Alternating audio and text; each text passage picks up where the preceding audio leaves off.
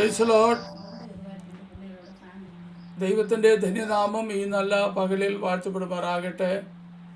Joyce T V എന്ന ഈ YouTube ചാനലിലൂടെ ഞങ്ങളെ മനസ്സിലാക്കുന്ന, ശ്രദ്ധിക്കുന്ന എല്ലാവർക്കും യേശുക്രിസ്തുവിൻ്റെ ധന്യനാമത്തിൽ ഞങ്ങളുടെ സ്നേഹവും വന്ദനവും അറിയിക്കുന്നു. ഞങ്ങളുടെ ഈ യൂട്യൂബ് ചാനലിലൂടെ കടന്നു വരുന്നതായ സാക്ഷ്യങ്ങൾ പ്രേക്ഷകരാകുന്ന നിങ്ങൾക്ക് ആത്മീക വർധനവിന് ഉതകുന്നു എന്ന് നിങ്ങളുടെ പ്രതികരണത്തിലൂടെ ഞങ്ങൾക്ക് മനസ്സിലാകുന്നതോർത്ത് കർത്താവിനെ വാഴ്ത്തുകയും ദൈവത്തെ മഹത്വപ്പെടുത്തുകയും ചെയ്യുന്നു.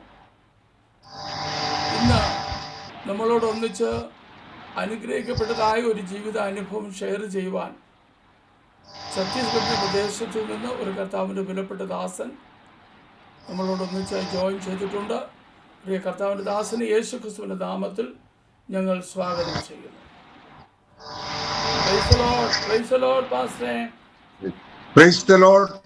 ഓക്കെ, എവിടെ നിന്നാണ് പാസ്റ്റർ ജോയിൻ ചെയ്തിരിക്കുന്നത്? ഞാൻ ദുർഗയാണ് ജോയിൻ ചെയ്തിരിക്കുന്നത്. ഓക്കെ, ഒരു 2 വാക്കിലെ പാസ്റ്ററെ ഒന്ന് സ്വയമായിട്ടൊന്ന് പരിചയപ്പെടുത്തിയാട്ടെ. ശരി,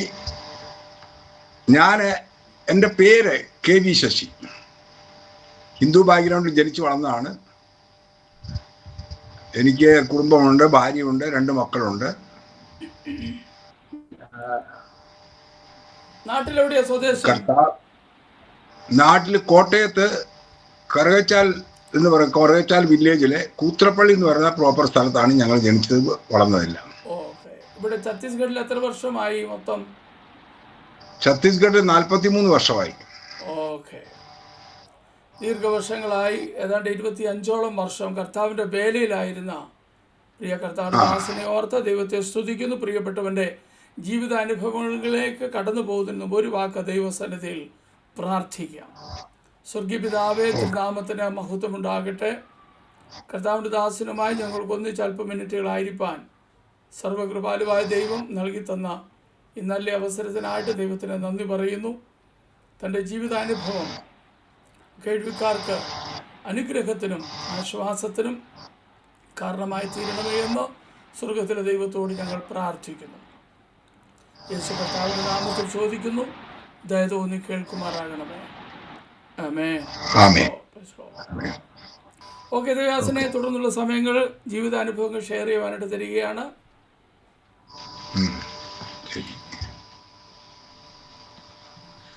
എനിക്ക് തുടങ്ങാം. കർത്താവിന് സ്തോത്രം. അതുപോലെ ഇങ്ങനെ ഒരു അവസരം എൻ്റെ സാക്ഷ്യം പങ്കുവയ്ക്കുവാൻ തക്കതായി ഈ ജോയ്സി യൂട്യൂബ് ചാനൽ വഴി തന്ന ഈ നല്ല അവസരത്തിനെ ഞാൻ ദൈവത്തിന് നന്ദിയോടെ സ്തുതിക്കുന്നു. അത് ദൈവിക പദ്ധതി എന്ന് തന്നെ ഞാൻ വിചാരിക്കുന്നു.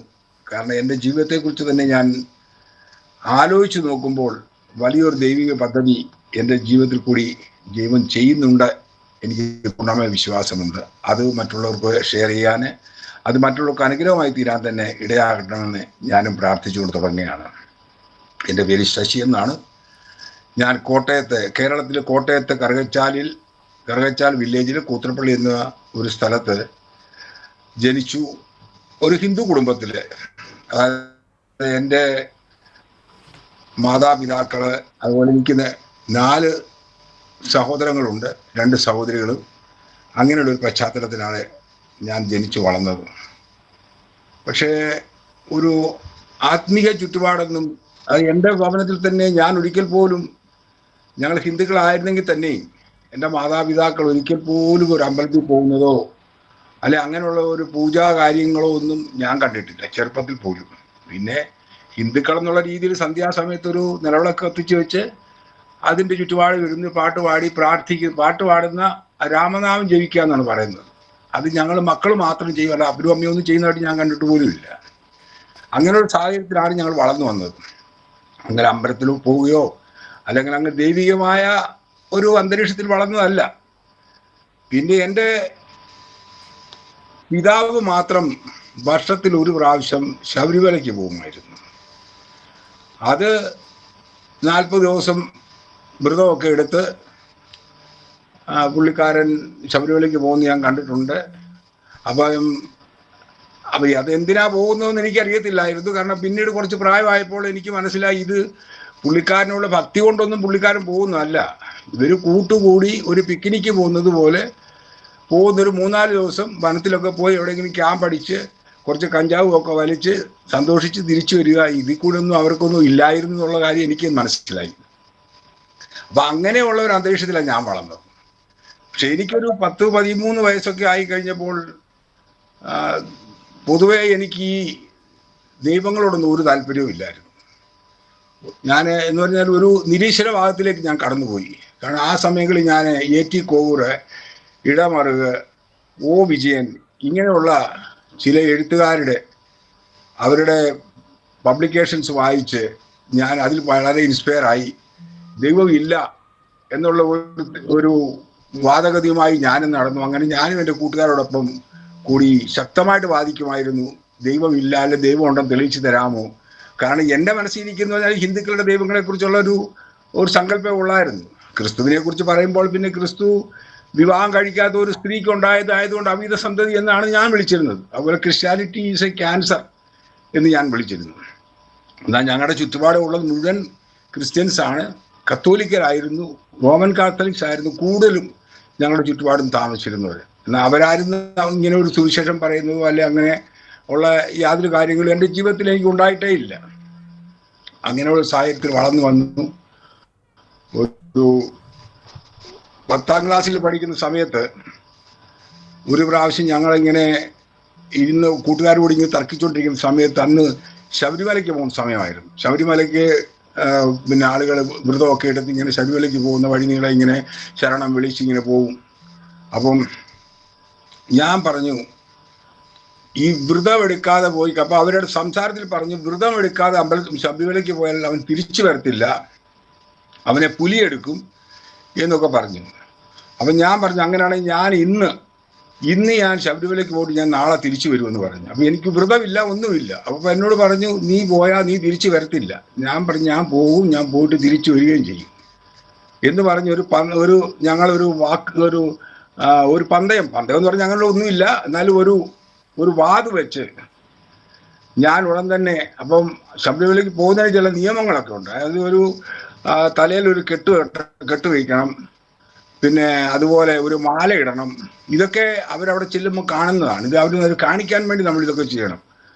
പിന്നെ കറുത്ത മുണ്ടുടുക്കണം, കറുത്ത ഷർട്ട് ഇടണം. ഇങ്ങനെയുള്ള ചില നിയമങ്ങളൊക്കെ അതൊക്കെ ഞാൻ ഒരാളോട് കടം മേടിച്ചുകൊണ്ട് വന്ന് ഞാൻ അതുമൊക്കെ ഇട്ട് അടുത്ത വണ്ടിക്ക് കയറി. അപ്പൊ എൻ്റെ കൂടെ എൻ്റെ ഒരു സഹോദരൻ, എൻ്റെ റിലേഷനിലുള്ള ഒരു സഹോദരൻ പറഞ്ഞു ഞാനും വരുവാന്ന് പറഞ്ഞു. അപ്പം ഞങ്ങൾ രണ്ടുപേരും കൂടെ പോയി. ഞങ്ങൾ ഈ ശബരിമലയിലെ അവിടെ നിന്ന് ഒരു 16 കിലോമീറ്റർ ഇപ്പുറത്ത് വണ്ടി ഇറങ്ങിയിട്ട് വീണ്ടും നടന്നു വേണം പോകാൻ. അപ്പം നടന്ന് ഞങ്ങൾ അവിടെ ചെന്നു. അപ്പം ഈ 18 പടി കയറണം. ഈ അവരുടെ ശബരിമല അയ്യപ്പൻ ഇരിക്കുന്ന ആ അങ്ങേരുടെ അമ്പലത്തിലേക്ക് കയറാൻ വേണ്ടി ഒരു 18 പടിയുണ്ട്. അപ്പൊ ഓരോ പടിയിലും ചെല്ലുന്ന ഓരോ വർഷം ഓരോരുത്തർ ഓരോ തേങ്ങ ഇങ്ങനെ ഉടച്ചൊടിച്ച് വേണം കയറാൻ. അപ്പൊ അത് നെയ്ത്തേങ്ങ ഉടയ്ക്കും. അപ്പൊ അതിങ്ങനെ സ്ലിപ്പായി കിടക്കുകയാണ്. നെയ്ത്തേങ്ങ അടയ്ക്കുമ്പോൾ അതിനകത്ത് നെയ്യ് വീണിട്ട് അവരെല്ലാം ഇങ്ങനെ സ്ലിപ്പായി കിടക്കും. അപ്പൊ എൻ്റെ കൂടെ വന്ന എൻ്റെ സഹോദരൻ പറഞ്ഞു ഞാൻ വരുന്നില്ല, നീ കയറിക്കോളാൻ പറഞ്ഞു. അപ്പം ഞങ്ങളുടെ വാദം ഇതാണ്, അതായത് അമ്പലത്തിന് 18ാം പടി കയറിയിട്ട് 18ാം പടി വഴി തന്നെ തിരിച്ചിറങ്ങി വരണം എന്നുള്ളതാണ്. 18ാം പടി ഇറങ്ങാൻ വയ്യാത്തവരുണ്ടെങ്കിൽ അവർക്ക് വേറെ വഴി വരാനുള്ള വഴിയുമുണ്ട്. പക്ഷെ എൻ്റെ കണ്ടീഷൻ ഇതാണ്, ഞാൻ 18ാം പടി കയറുകയും ചെയ്യും, 18ാം പടി തന്നെ ഇറങ്ങി വരികയും ചെയ്യും. അങ്ങനെ ഞാൻ പോയി 18ാം പടി ആദ്യത്തെ അവിടെ ഞാനും തേങ്ങ ഉടച്ചു. ഭക്തി കൊണ്ടൊന്നുമല്ല, കാരണം അവിടെ നിയമപ്രകാരം ഞാൻ ഉടയ്ക്കാതെ കയറി അവിടെ പോലീസ് ഇപ്പോൾ അവർ ചോദിക്കും എന്തുകൊണ്ട് തേങ്ങ ഉടച്ചില്ല എന്നുള്ള കാര്യം. അപ്പോൾ ഞാൻ തേങ്ങ ഉടച്ച് മേളിൽ കയറി അവിടെ ചെന്ന് അമ്പലത്തിൻ്റെ അവിടെ ചെന്നിട്ട് അമ്പലത്തിൻ്റെ അവിടെ നിന്ന് പിന്നെ 3-4 പ്രാവശ്യം പ്രദക്ഷിണം ചെയ്യണം. ഞാൻ പക്ഷെ കൈകൂപ്പുന്നു അങ്ങനെയുള്ളൊന്നുമില്ല. വെറുതെ ഇങ്ങനെ കാണിക്കാൻ വേണ്ടി, ആളുകളെ കാണിക്കാൻ വേണ്ടിയിട്ട് ഞാൻ പ്രദക്ഷിണമൊക്കെ ചെയ്ത് കഴിഞ്ഞിട്ട് ഞാൻ അവിടെ നിന്ന് ഇറങ്ങി. തിരിച്ചിറങ്ങുമ്പോൾ പുറകോട്ടിറങ്ങാൻ പറ്റത്തില്ല, കാരണം ഫ്രണ്ടിൽ ദൈവം ഇരിക്കുകയാണ്. ദൈവത്തിനെ നമ്മുടെ പൃഷ്ഠം കാണിച്ചിട്ടിറങ്ങാൻ പറ്റത്തില്ല. ദൈവത്തോട് മുഖം കാണിച്ച് നമ്മൾ പുറകോട്ടിറങ്ങണം. അപ്പൊ അങ്ങനെ ഞാൻ ഇറങ്ങി വന്നു. 2-3 സ്റ്റെപ്പ് ഇറങ്ങിയപ്പോൾ ഞാനൊന്ന് സ്ലിപ്പായി. അപ്പൊ ഞാൻ പെട്ടെന്ന് എൻ്റെ ഫ്രണ്ടിൽ നിന്ന് ഒരു ഒരു സ്വാമി എന്നാ പറയുന്നത് എല്ലാവരും. സ്വാമിയുടെ അരക്ക് കയറി പിടിച്ചപ്പം പോലീസുകാരൻ എന്നെ വഴക്ക് പറഞ്ഞു, അങ്ങനെ ചെയ്യരുത്, അങ്ങനെ പിടിക്കരുതെന്ന് പറഞ്ഞു, അല്ലാതെ ഇറങ്ങാൻ പറഞ്ഞു. പിന്നെ അപ്പൊ എനിക്കറിയാം ഞാൻ വീണിരുന്നെങ്കിൽ എൻ്റെ പല്ല് പോവും. അപ്പൊ ഇവര് തീർച്ചയായിട്ടും പറയും, കണ്ടോ ഇവൻ വൃതം തെറ്റിച്ച് പോയതാണ് എന്ന് പറയും. അങ്ങനെ ഞാൻ അവിടുന്ന് പിന്നെ ഞാൻ സ്റ്റെപ്പേ കൈ കുത്തി കുത്തി കുത്തി 18-ാം പടി ഇങ്ങനെ തൂക്കായിട്ട് നിൽക്കുന്നു, അല്ലാതെ ഒരു സ്ലോപ്പ് ശരിയായിട്ടുള്ള ഒരു സ്ലോപ്പിൽ പണിതിരിക്കുന്നതല്ല, ഇങ്ങനെ തൂക്കായിട്ട് പണിതിരിക്കുന്ന ഒരു 18 പടിയാണ്. അങ്ങനെ ഞാൻ അവിടെ നിന്ന് ഇറങ്ങി ഇവിടെ വന്നു. തിരിച്ച് ഞാൻ എൻ്റെ നാട്ടിൽ വന്നു. ഞങ്ങൾ വണ്ടി കയറി നാട്ടിൽ വന്നു. അപ്പം സന്ധ്യാസമയത്ത് ഞാൻ നാട്ടിൽ ഞങ്ങളുടെ അന്ന് ഈ ഗ്രാമത്തിലൊക്കെ ഉള്ള ആളുകളൊക്കെ എവിടെയെങ്കിലുമൊക്കെ ന്യൂസ് കേൾക്കാൻ വേണ്ടി ടി വി, അല്ലെ ഈ അന്ന് ടി വി ഒന്നുമില്ല, റേഡിയോ ഉള്ളതും തന്നെ വളരെ ചുരുക്കമായിട്ടുള്ളതേ ഉള്ളൂ. അപ്പോൾ ഈ റേഡിയോ ഉള്ള കടകളിലൊക്കെ ആളുകൾ കൂട്ടം കൂടി വന്നിരുന്ന് ഇങ്ങനെ റേഡിയോ കേൾക്കും, ന്യൂസ് കേൾക്കും. അങ്ങനെ വന്നിരുന്നു. ഞാനും ഇങ്ങനെ ആ കൂത്രപ്പള്ളി ഞങ്ങളുടെ മുക്കിലേക്ക് പോയപ്പം അവിടെ ഭയങ്കര തർക്കം നടക്കുന്നുണ്ട്. ഒരാൾ പറഞ്ഞ്, വാസുവാശാരിയുടെ മോൻ, വാസുവാശാരി എൻ്റെ അപ്പൻ്റെ പേരാണ് വാസു, വാസുവാശാരിയുടെ മോൻ ശബരിമലയ്ക്ക് വ്രതമെടുക്കാതെ പോയി അവൻ തിരിച്ചു വന്നു എന്ന് പറയുന്നത് വെറും നുണയാണ്. അവൻ പോയിട്ടുണ്ടെങ്കിൽ അവൻ തിരിച്ചു വരത്തില്ലായിരുന്നു, അവനെ പുലിയെടുക്കുമായിരുന്നു. ആളുകൾ ഭയങ്കര തർക്കം. അപ്പൊ ഞാൻ ദൂരെ നിന്ന് കേൾക്കുക. ഇതെല്ലാം കേട്ടു. കുറച്ച് കഴിഞ്ഞപ്പോൾ ഒരാള് പറഞ്ഞു, അവന് വ്രതമുണ്ടോ എന്ന് എനിക്കറിയത്തില്ല, പക്ഷെ അവനെ ഞാൻ 18-ാം പടിക്ക് വെച്ച് കണ്ടു, 18-ാം പടി കയറി അവൻ ഇറങ്ങി വരുന്നത് ഞാൻ കണ്ടു എന്നൊരാൾ പറഞ്ഞപ്പോൾ അവർക്കെല്ലാം മനസ്സിലായി ഇവൻ പോയി എന്നുള്ള കാര്യം. അല്ലെ ആളുകൾ വിശ്വസിക്കുന്നില്ലായിരുന്നു. അങ്ങനെ ഞാൻ ആ കൂത്രപ്പള്ളിയെ വാസ്തുവിൽ വലിയൊരു ഹീറോ ആയി. കാരണം നിരീശ്വരവാദികളുടെ ഒരു നേതാവ് എന്നുള്ള രീതിയിൽ ഞാൻ അങ്ങോട്ടൊരു ഹീറോ ആയി. അങ്ങനെ ഞാൻ 10-ാം ക്ലാസ് പഠിക്കുന്ന സമയത്ത് നടന്ന സംഭവമാണ് ഇതൊക്കെ. അപ്പം അന്ന് മുതലേ ഞാൻ ഒരു നിരീശ്വരവാദിയായിരുന്നു. പിന്നെ ഒരു ദിവസം ഞാൻ ഇങ്ങനെ കൂട്ടുകാർ കൂടി ഒരു മർത്തോമക്കാരുടെ വീട്ടിൽ പോയി. അപ്പൊ അവരുടെ വീട്ടിൽ ചെന്നപ്പോൾ ഇങ്ങനെ വരാന്തയില് ഒരു ടേബിൾ, ആ ടേബിളിന്റെ മുകളിൽ കറുത്ത പുസ്തകം കിടന്നു. അപ്പൊ ഞാൻ ഇങ്ങനെ ചുമ്മാതെ ആ കറുത്ത പുസ്തകം ഇങ്ങനെ മറിച്ച് നോക്കിയപ്പം സത്യവേദ പുസ്തകം എന്ന് ഉള്ള ബൈബിള്. അപ്പൊ അതിങ്ങനെ തുറന്നു നോക്കിയപ്പോൾ അതിനകത്ത് ഉൽപ്പത്തി അധ്യായം കണ്ടു. അപ്പൊ ഞാൻ ആ അധ്യായം എടുത്ത് ഇങ്ങനെ ചുമ്മാതെ വായിച്ചു. ആദ്യം ദൈവം ആകാശവും ഭൂമി ഉണ്ടാക്കി, ഭൂമി വാഴി ശൂന്യമായി കിടന്നു. ഇങ്ങനെ വായിച്ചു വന്നു. പിന്നെ ആദത്തിനെ ഉണ്ടാക്കി, ആദത്തിൽ നിന്ന് പിന്നെ അവയെ സൃഷ്ടിച്ചു. അത് കഴിഞ്ഞ് ഇങ്ങനെയുള്ള കാര്യങ്ങളൊക്കെ വായിച്ച് വന്നു കഴിഞ്ഞ് ആദത്തിനോട് പറഞ്ഞു, ഈ വനത്തിലുള്ള ഈ തോട്ടത്തിലുള്ള എല്ലാ വൃക്ഷങ്ങളുടെയും പഴം നിനക്ക് ഭക്ഷിക്കാം, പക്ഷെ ഒരു വൃക്ഷത്തിന്റെ പഴം മാത്രം നീ ഭക്ഷിക്കരുത് എന്ന് ദൈവം പറഞ്ഞു. അപ്പൊ അതെന്നെ അങ്ങ് ഭയങ്കര സ്ട്രൈക്ക് ചെയ്തു. അതെന്തൊരു ദൈവമാണ്! ദൈവത്തിന് അറിയാം. ദൈവം എന്ന് പറഞ്ഞു കഴിഞ്ഞാൽ വിശ്വാസപ്രകാരം ദൈവം പറഞ്ഞാൽ എല്ലാം അറിയാവുന്ന ആൾ, ആദ്യവും അന്തവും അറിയാവുന്ന ഒരാള് ഈ ആദം ഈ പഴം ഭക്ഷിക്കും എന്ന് ദൈവത്തിന് അറിയണമല്ലോ. അങ്ങനെ ദൈവം അറിയാവുന്ന ഒരാളോട് വിലക്കേണ്ട ആവശ്യമുണ്ടോ നീ പഴം ഭക്ഷിക്കരുന്ന്? അല്ലെ അങ്ങനെ തിന്നരുതായിരുന്നു എന്നുണ്ടെങ്കിൽ പിന്നെ ആ ചെടി അവിടെ എന്തിനു നട്ടു വളർത്തി? ഇങ്ങനെയുള്ള ചോദ്യങ്ങൾ എൻ്റെ ഹൃദയത്തിൽ വന്നു. അത് കഴിഞ്ഞ് മുന്നോട്ട് വീണ്ടും വായിച്ചപ്പോൾ അവർക്ക് 2 മക്കളുണ്ടായി, കായീനും ഹാബേലും. അത് ഒരു പ്രത്യേക പ്രശ്നവും വെച്ച് ഒരു വഴക്കില് കായീനെ ഹാബേലിനെ കൊന്നു. അത് കഴിഞ്ഞ് കായീൻ ദൂരദേശത്ത് പോയി വിവാഹം കഴിച്ചു. അപ്പൊ ഞാൻ വിചാരിച്ചു, ഇതെന്തോ ഒരു വിഡ്ഢിത്തരമാണ് എഴുതി വെച്ചിരിക്കുന്നത്. ആകപ്പാടെ ആദ്യം ഉണ്ടായത് ആദവും ഹവ്വയും. അവർക്ക് 2 മക്കളുണ്ടായി, കായീനും ഹാബേലും. കായീൻ ഹാബേലിനെ കൊന്നു, ദൂരദേശത്ത് പോയി വിവാഹം കഴിച്ചപ്പോൾ ഈ പെൺകുട്ടി എവിടെ നിന്ന് വന്നു? ഇതും ഒരു ചോദ്യം എൻ്റെ ഹൃദയത്തിൽ. ഇതെല്ലാം കഴിഞ്ഞിട്ട് പിന്നെ അപ്പൊ ഞാൻ ആ വീട്ടിലെ ഒരു അച്ചാനോട് ചോദിച്ചു, അച്ഛാ ഇതെന്താ ഇങ്ങനെ ഈ ബൈബിളിനകത്ത് ഇങ്ങനെയൊക്കെ എഴുതി വെച്ചേക്കുന്നത്? ഇങ്ങനെ ആദ്യത്തെ കാര്യം ഞാൻ പറഞ്ഞതാണ്, മരം അവിടെ നട്ടു വളർത്തിയത് തന്നെ തെറ്റ്. അത് പഴം തിന്നും എന്ന് അറിഞ്ഞുകൊണ്ട് തിന്നരുതെന്ന് വിലക്കി. എന്നിട്ട് പറഞ്ഞത് നീ തിന്നുന്ന നാളിൽ മരിച്ചു പോകുമെന്നും പറഞ്ഞു. ഞാൻ ചോദിച്ചു, ഈ മരണം എന്ന് പറഞ്ഞ ഒരു സംഗതി ഇതിനു മുമ്പ് ഒരിക്കലും ആദം കണ്ടിട്ടേ ഇല്ല. എങ്ങനെയാണ് മരണം ഇരിക്കുന്നത്? മരണം എങ്ങനെയുള്ളതെന്ന് അറിയാത്ത ഒരാളിനോട് നീ മരിക്കുമെന്ന് പറഞ്ഞു കഴിഞ്ഞാൽ ആദം എന്തോ വിശ്വസിക്കണം. അതുപോലെ തന്നെയായിരുന്നു ഇതും. അതുപോലെ തന്നെ ഞാൻ ചോദിച്ചു, ഈ പഴം ഇവിടെ നട്ടു വളർത്താതിരുന്നാൽ കുഴപ്പം എന്തായിരുന്നു? ദൈവം എന്തിനു നട്ടു വളർത്തി? അപ്പൊ ഇതൊക്കെ വളരെ വിരോധാഭാസമല്ലേ? അതുപോലെ ഈ കായീൻ ദൂരദേശത്ത് പോയി വിവാഹം കഴിച്ചെന്ന് പറഞ്ഞു. അപ്പം ഇതൊക്കെ എന്തോ ഈ നിങ്ങൾ ഈ പറയുന്നത്, ഈ ദൂരദേശത്ത് വിവാഹം കഴിച്ച ആ പെൺകുട്ടി എവിടെ നിന്ന് വന്നു? ഇതിനൊന്നും അവർക്ക് ആർക്കും മറുപടി ഇല്ലായിരുന്നു പറയാൻ. അപ്പം ഞാൻ അവിടെയും ജയിച്ചു. ഞാൻ പറഞ്ഞു ഇതൊക്കെ തെറ്റാണ്, ചുമ്മാ ആവശ്യമില്ലാതെ കുറേ കാര്യങ്ങൾ എഴുതി വെച്ചേക്കുന്നു എന്നൊക്കെ പറഞ്ഞു. അപ്പം ആ സമയങ്ങളിലൊക്കെ 2000 ആകുമ്പോൾ ലോകം നശിക്കുമെന്നും ഒക്കെ ഒരു ഭയങ്കര ഒരു കിംവദന്തി ഇങ്ങനെ കേൾക്കുന്നുണ്ടായിരുന്നു.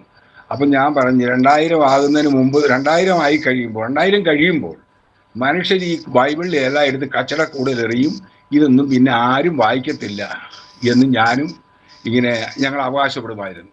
അങ്ങനെ ഏതായാലും ഞാൻ എൻ്റെ 10ാം ക്ലാസ് കഴിഞ്ഞ് പിന്നെ ഞാൻ കോളേജിൽ പോയി പ്രീ ഡിഗ്രി 1 വർഷം. പ്രീ ഡിഗ്രിക്ക് എനിക്ക് ITIക്ക് പോകാന്നുള്ളതായിരുന്നു എൻ്റെ ലക്ഷ്യം. അപ്പം ഞാൻ എൻ്റെ പിതാവിനോട് പറഞ്ഞു എനിക്ക് ITIക്ക് പോകണം. അപ്പോൾ പിതാവ് പറഞ്ഞു അത് ITIക്ക് പോകണമെന്നുണ്ടെങ്കിൽ അന്ന് റെക്കമെൻഡേഷൻ ഇല്ലാതെ ITIയിൽ കിട്ടത്തില്ല. അപ്പം പിതാവിൻ്റെ ഒരു കൂട്ടുകാരൻ്റെ അളിയൻ ITIയിൽ ഒരു ടീച്ചറാണ്. അപ്പോൾ അതുകൊണ്ട് ഞാൻ പറഞ്ഞു, എൻ്റെ അച്ഛനോട് പറഞ്ഞു അങ്ങേരോടൊന്ന് പറഞ്ഞാൽ എനിക്ക് പിന്നെ അവിടെ അഡ്മിഷൻ കിട്ടും എന്ന് പറയുമ്പോൾ എനിക്ക് ടെക്നിക്കലായിട്ടുള്ള എൻജിനീയറിങ് പഠിക്കുന്നത് വലിയ ഇഷ്ടമായിരുന്നു. അപ്പോൾ എൻ്റെ ഫാദർ പറഞ്ഞു ഞാനെങ്ങും പോകത്തൊന്നുമില്ല, ഞാൻ ആരുടെ റെക്കമെൻഡേഷൻ ചെയ്തില്ലെന്ന് പറഞ്ഞു. കാരണം എന്തായാലും കൊള്ളാം, പുള്ളി എനിക്ക് വേണ്ടി റെക്കമെൻഡേഷൻ ചെയ്തില്ല. പിന്നെ ഞാൻ പിന്നെ കോളേജിൽ പോയി അഡ്മിഷൻ എടുത്തു. അവിടെ ഇപ്പം ഫാദറിന് എന്നെ പഠിപ്പിക്കണമെന്ന് വലിയ താല്പര്യമൊന്നുമില്ല. കാരണം എൻ്റെ അച്ഛൻ്റെ വിചാരം എന്ന് പറഞ്ഞാൽ അച്ഛൻ നല്ല ഒരു ആർക്കിടെക്ചറാണ് എന്ന് പറഞ്ഞു കഴിഞ്ഞാൽ പുള്ളി കോളേജിൽ പഠിച്ചതോ അല്ലെ BE എടുത്തോ ഒന്നുമല്ല. പക്ഷെ പുള്ളി ഒരു ഭയങ്കര ആർക്കിടെക്ചറിൻ്റെ അത്രയും ബുദ്ധിയും കഴിവുള്ള ഒരു മനുഷ്യനാണ്. അത് കാർപ്പൻട്രി പണി ആണ് പുള്ളി ചെയ്യുന്നത്. എന്നാൽ ഒരു ബിൽഡിങ്ങിൻ്റെ ഒക്കെ മൊത്തം വർക്ക് എടുത്തിട്ട് മൊത്തം അതിൻ്റെ കാൽക്കുലേഷൻ ചെയ്ത് പുള്ളിയുടെ നേതൃത്വത്തിലാണ് ഈ പണി നടക്കുന്നത്. അപ്പോൾ പുള്ളിക്കാരൻ്റെ വിചാരം മുഴുവൻ എന്നെ ഈ രീതിയിൽ തന്നെ കൊണ്ടുപോകണം. ഞാനും അതേ സെയിം പാറ്റേണിൽ വളർന്നു വരുന്ന ഒരാളാണ്. അപ്പോൾ അതുകൊണ്ട് എന്നെ വലിയ പഠിത്തത്തിൽ വിടാനോ ഒന്നും പുള്ളിക്കാരൻ താല്പര്യമൊന്നുമില്ല. പുള്ളി വിചാരിക്കുന്ന ഇവനും എൻ്റെ കൂടെ ഈ പണി മുന്നോട്ട് കൊണ്ടുപോകട്ടെ. അപ്പം എനിക്കതിന് പണി ചെയ്യുന്ന വിരോധമൊന്നുമില്ല, പക്ഷെ എനിക്ക് പഠിക്കണമെന്നുള്ള ആഗ്രഹം ഉണ്ടായിരുന്നു. പക്ഷെ എൻ്റെ പിതാവ് കോളേജിൽ പോകുന്നതിനോടും വലിയ താല്പര്യമൊന്നും ഇല്ലായിരുന്നു. എന്നാലും ഞാൻ കോളേജിൽ പോയി 1 വർഷം. പിന്നെ 2ാമത്തെ വർഷം പഠിച്ചുകൊണ്ടിരിക്കുമ്പോൾ എനിക്ക് അന്ന് എൻ്റെ ഒരു മൂത്ത ബ്രദർ CRPFിൽ ചെന്ന് ചേർന്നിട്ടുണ്ടായിരുന്നു. അപ്പോൾ ഒരു ദിവസം മൂത്ത ബ്രദറിൻ്റെ ഒരു സഹോദരൻ ഇവിടെ വന്ന്, കൂട്ടുകാരൻ വന്നിട്ട് എന്നോട് പറഞ്ഞു നീ വരുന്നുണ്ടോ, നിനക്ക് വേണമെങ്കിൽ ജോലി ഞങ്ങൾ അവിടെ മേടിച്ചത്, CRP ജോലി മേടിച്ചതാന്ന് പറഞ്ഞു. ഞാൻ വിചാരിച്ചു ഏതായാലും എത്ര പഠിച്ചാലും ജോലിക്ക് വേണ്ടിയാണല്ലോ പഠിക്കുന്നത്, എന്നാൽ പിന്നെ ശരി ഞാനും വരുന്നെന്ന് പറഞ്ഞു. അങ്ങനെ ഞാൻ 2nd ഇയർ കംപ്ലീറ്റ് ആയില്ല പ്രീ ഡിഗ്രി. അന്ന് പ്രീ ഡിഗ്രി 2 വർഷം, ഇന്ന് പ്ലസ് ടു അന്ന് പ്രീ ഡിഗ്രി ആയിരുന്നു. 2ാം വർഷം ഞാൻ പരീക്ഷ എഴുതിയില്ല. അതിനു മുമ്പ് തന്നെ ഞാൻ ഇങ്ങരുടെ കൂടെ ട്രെയിനിൽ കയറി ഞാൻ ജമ്മു കാശ്മീരിലേക്ക് പോയി. അന്ന് എൻ്റെ ചേട്ടൻ പോസ്റ്റിംഗ് ജമ്മു കാശ്മീരിലായിരുന്നു. അവിടെ ചെന്നു. അപ്പോൾ ഈ ട്രെയിനിൽ വെച്ച് ഈ കൂട്ടുകാരൻ എന്നോട് ചോദിച്ചു നിനക്ക് അവിടെ വലിയ പ്രേമവും കാര്യമൊക്കെ ആണല്ലോ എന്ന് ചോദിച്ചു. ഞാൻ ചോദിച്ചു അതെന്തോ, നീ അവിടെ ഒരു പെണ്ണുമായിട്ട് വലിയ പ്രേമത്തിൽ, അതുകൊണ്ടാണ് നിന്നെ ഇവിടുന്ന് അങ്ങോട്ട് കൊണ്ടുവെല്ലാം പറഞ്ഞെന്ന് പറഞ്ഞു. അപ്പം ശരിയാ, വാസ്തവത്തിൽ എനിക്ക് പ്രേമമൊന്നും ഇല്ലായിരുന്നു. പക്ഷേ എനിക്കൊരു പെൺകുട്ടി ഇഷ്ടമായിരുന്നു. ഇന്നെൻ്റെ ഭാര്യയായിരിക്കുന്ന അവർ തന്നെയാണ് കേട്ടോ. എനിക്ക് അവരെ ഇഷ്ടമായിരുന്നു. അപ്പം ഞാൻ കോളേജിൽ പോകുമ്പം പുള്ളിക്കാരത്തിന് ഇങ്ങോട്ട് ടൈപ്പ് പഠിക്കാൻ പോകും. അങ്ങനെ ഞങ്ങൾ ഓപ്പോസിറ്റ് ദിവസവും കാണുമായിരുന്നു. അപ്പം ഞങ്ങൾ കാണും. അതിലൊക്കെ വലിയ ദൂരമൊന്നും ഇല്ലാത്തവരാണ്, സുഹൃത്ത് ബന്ധം ഉണ്ടായിരുന്നു. അപ്പോൾ അതിനെ ഇവരൊരു പ്രേമം എന്നുള്ള ബന്ധത്തിലാക്കിയെടുത്തപ്പോൾ ഞാൻ വിചാരിച്ചു അങ്ങനെയാണെങ്കിൽ ഞാനൊന്ന് ട്രൈ ചെയ്ത് നോക്കട്ടെ, ആ പെണ്ണോടും ചോദിക്കാം നിനക്ക് എന്നെ ഇഷ്ടമാണെങ്കിൽ ഞാൻ നിന്നെ തന്നെ വിവാഹം കഴിക്കാം എന്നുള്ള ഒരു താല്പര്യം എനിക്കും ഉണ്ടായി. അങ്ങനെ ഞാൻ ജമ്മു കാശ്മീർ ചെന്നപ്പോൾ എനിക്ക് 17.5 വയസ്സേ ഉള്ളൂ. 17.5 വയസ്സായപ്പോൾ 17 വയസ്സിൽ സർവീസ് കിട്ടത്തില്ല, 18 വയസ്സാകണം. പിന്നെ ഞാൻ 6 മാസം അവിടെ നിൽക്കേണ്ടി വന്നിരിക്കും. 6 മാസം അവിടെ ആ സമയത്ത് 1970 ലാസ്റ്റ് സമയമായപ്പോൾ പാകിസ്ഥാനുമായിട്ടൊരു യുദ്ധം ഉണ്ടാകാനുള്ള സാധ്യത കൊണ്ട്, അപ്പം എപ്പോഴും യുദ്ധവിമാനങ്ങൾ ഞങ്ങളുടെ ക്യാമ്പിൻ്റെ മേളിൽ കൂടി ഇങ്ങനെ പറന്നു പോവുകയും ഭയങ്കര ശബ്ദത്തോടി വരികയും ഒക്കെ ചെയ്യുമ്പോൾ ഞങ്ങളെല്ലാവരും അപ്പോൾ എവിടെയെങ്കിലും ഈ ട്രഞ്ച് കുടിച്ചിട്ട് അതെല്ലാം കയറി ഒളിച്ചിരിക്കുകയൊക്കെ ചെയ്യുമായിരുന്നു. അപ്പോൾ എൻ്റെ സഹോദരൻ പറഞ്ഞു ഇവനെ ഇവിടുന്ന് മാറ്റണം എന്ന് പറഞ്ഞ് അങ്ങനെ അവിടുന്ന് രാജസ്ഥാനിലേക്ക് മാറ്റി. അപ്പോൾ ഞാൻ രാജസ്ഥാനിൽ ഒരു ക്യാമ്പുണ്ട്, അവിടെ അവിടെ വന്നു നിന്നു. അവിടെ ഞാൻ എങ്ങനെ എനിക്ക് 18 വയസ്സും 16 ദിവസം ആയപ്പം ഒരു റിക്രൂട്ട്മെന്റിന് വേണ്ടി പോയി. അപ്പം ആ കൂട്ടത്തിൽ ഞങ്ങൾ 6 പേരുണ്ടായിരുന്നു. രാജസ്ഥാനിലെ കിഷൻഗഡ് എന്ന് പറയുന്നൊരു സ്ഥലത്ത് അവിടെ CRPയുടെ ഒരു ഗ്രൂപ്പ് സെൻ്റർ ഉണ്ട്. അവിടെ ഞാൻ ചെന്നു. അപ്പോൾ അവിടെ ചെന്നപ്പോഴത്തേക്കും അളവെല്ലാം നോക്കി, അളവ് തൂക്കമെല്ലാം നോക്കിയപ്പോൾ ഞാൻ ഏറ്റവും ഫിറ്റാണ്, അവരെ മറ്റുള്ളവരെ കയ്യിലൊക്കെ ഫിറ്റാണ്. അപ്പം ഒരു ഓഫീസർ പറഞ്ഞു, ഇത് മലയാളികളെ എടുക്കണം. അപ്പം ഞാൻ ഒന്നും പറഞ്ഞു, എനിക്ക് നിരാശ ഉണ്ടായി. അത് കഴിഞ്ഞ് എന്നെ അവിടുത്തെ കമാൻഡൻ്റെ മുമ്പിൽ കൊണ്ടുവച്ചു. വെച്ചിട്ട് കമാൻഡനോട് വേറൊരാൾ പറഞ്ഞു, സാറേ ഈ വന്ന 6 പേരിൽ ഏറ്റവും ഫിറ്റ് ഇവനെ എടുക്കണോ, ഇവൻ കേരളക്കാരനാണ്. അപ്പം അയാൾ പറഞ്ഞു, കേരളക്കാരനായാലും ആരായാലും എന്തുവാ, ഇന്ത്യക്കാരനല്ലേ, അവനെ എടുക്കാൻ പറഞ്ഞു. അങ്ങനെ എന്നെ എടുത്തു. അങ്ങനെ ഞാൻ അവിടെ CRPയുടെ ട്രെയിനിങ് 1 വർഷത്തെ ട്രെയിനിങ് ആണ്. ഈ ട്രെയിനിങ് പീരീഡിൽ ഏറ്റവും ബെസ്റ്റ് കേഡറ്റ് എന്നുള്ള ഒരു പേരും എനിക്കുണ്ടായിരുന്നു. ഏറ്റവും ബെസ്റ്റ് കേഡറ്റ്, നല്ല ആയുധങ്ങളൊക്കെ ഹാൻഡിൽ ചെയ്യുന്നതിനും ഒക്കെ ഞാൻ വളരെ മിടുക്കനായിരുന്നു. നല്ല മാർച്ച് പാസ്റ്റും ഒക്കെ ആയിരുന്നു. അങ്ങനെ ഇതൊക്കെ കണ്ട് വളരെ ഇമ്പ്രസ്ഡ് ആയിട്ട് ഞങ്ങളുടെ ഒരു DIG ഒരു ഇൻസ്പെക്ഷൻ വന്നു. അവിടെ ഇൻസ്പെക്ഷൻ വന്നപ്പം അദ്ദേഹം പറഞ്ഞു, അപ്പോൾ എല്ലാവരെയും വിളിച്ച് അവരുടെ മുമ്പിൽ കൊണ്ടു നിർത്തിയിട്ട് നമ്മളെ മാർച്ച് കാണിക്കുക, നമ്മുടെ എക്സർസൈസ് ഡ്രിൽ ഇതൊക്കെ ചെയ്ത് കാണിക്കും. അപ്പോൾ എൻ്റെ പിന്നെ LMG ലൈറ്റ് മെഷീൻ ഗൺ ഉപയോഗിച്ചുള്ള എൻ്റെ ആ ഡ്രില്ല് കണ്ട് ആ DIG ഭയങ്കര ഇമ്പ്രസ്സായി. അപ്പോൾ അങ്ങേര് പറഞ്ഞ്, ഇവൻ ട്രെയിനിങ് കഴിഞ്ഞ ഉടൻ തന്നെ ഇവന് പ്രൊമോഷൻ കൊടുത്തിട്ട് ഇവനെ ആവടിയിൽ അയക്കണമെന്ന് പറഞ്ഞു. ആവടി എന്ന് പറഞ്ഞാൽ ചെന്നൈ, നമ്മുടെ തമിഴ്നാട്ടിലെ ആവടി എന്നൊരു സ്ഥലമുണ്ട്. അവിടെ ഈ CRP ട്രെയിനീസിനെ ട്രെയിനിങ് കൊടുക്കുന്ന ഒരു സ്ഥലമാണ്. അപ്പോൾ എന്നെ അങ്ങോട്ട് അയക്കണമെന്ന് പറഞ്ഞു. അപ്പം ഞാൻ വിചാരിച്ചു, നല്ല കാര്യമല്ലോ, ട്രെയിനിങ് കഴിഞ്ഞ ഉടനെ പ്രൊമോഷൻ ആവും, പിന്നെ അവിടെ പോകാം എന്നൊക്കെ വിചാരിച്ച് സന്തോഷിച്ചിരുന്നു.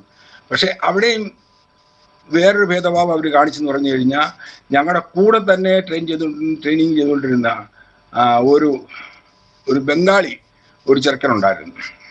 അപ്പം ഞങ്ങളുടെ ട്രെയിനിങ് കമാൻഡന്റ് ഇവന്റെ പേര് കൊടുത്ത് എൻ്റെ പേരും കട്ട് ചെയ്തു.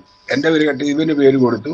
അവന് ട്രെയിനിങ് കഴിഞ്ഞ ഉടൻ തന്നെ അവന് പ്രൊമോഷൻ ആകാൻ പോവുകയും ചെയ്തു. അപ്പോൾ എനിക്കൊരു നിരാശ ഉണ്ടായിപ്പോയി. അപ്പം ഞാൻ വിചാരിച്ചു, ഇവിടെ ഈ ഭേദഭാവം, മനുഷ്യനെ അങ്ങോട്ടും ഇങ്ങോട്ടും ഈ ഭേദഭാവം കാണിക്കുന്നുണ്ടല്ലോ എന്ന് ഞാൻ വിചാരിച്ചു. അങ്ങനെ ഞാൻ ട്രെയിനിങ് എല്ലാം കഴിഞ്ഞു. അപ്പം ട്രെയിനിങ് എല്ലാം കഴിഞ്ഞിട്ട് പിന്നെ എന്നെ മണിപ്പൂരിലേക്ക് എനിക്ക് ട്രാൻസ്ഫർ ആയി. മണിപ്പൂരിലായിരുന്നു പോസ്റ്റിങ്, ട്രാൻസ്ഫർ അല്ല, അവിടെ പോസ്റ്റിംഗ് ആയി. അവിടെ മണിപ്പൂർ, നാഗാലാൻഡ്, ഈ 2 സ്ഥലമാണ്.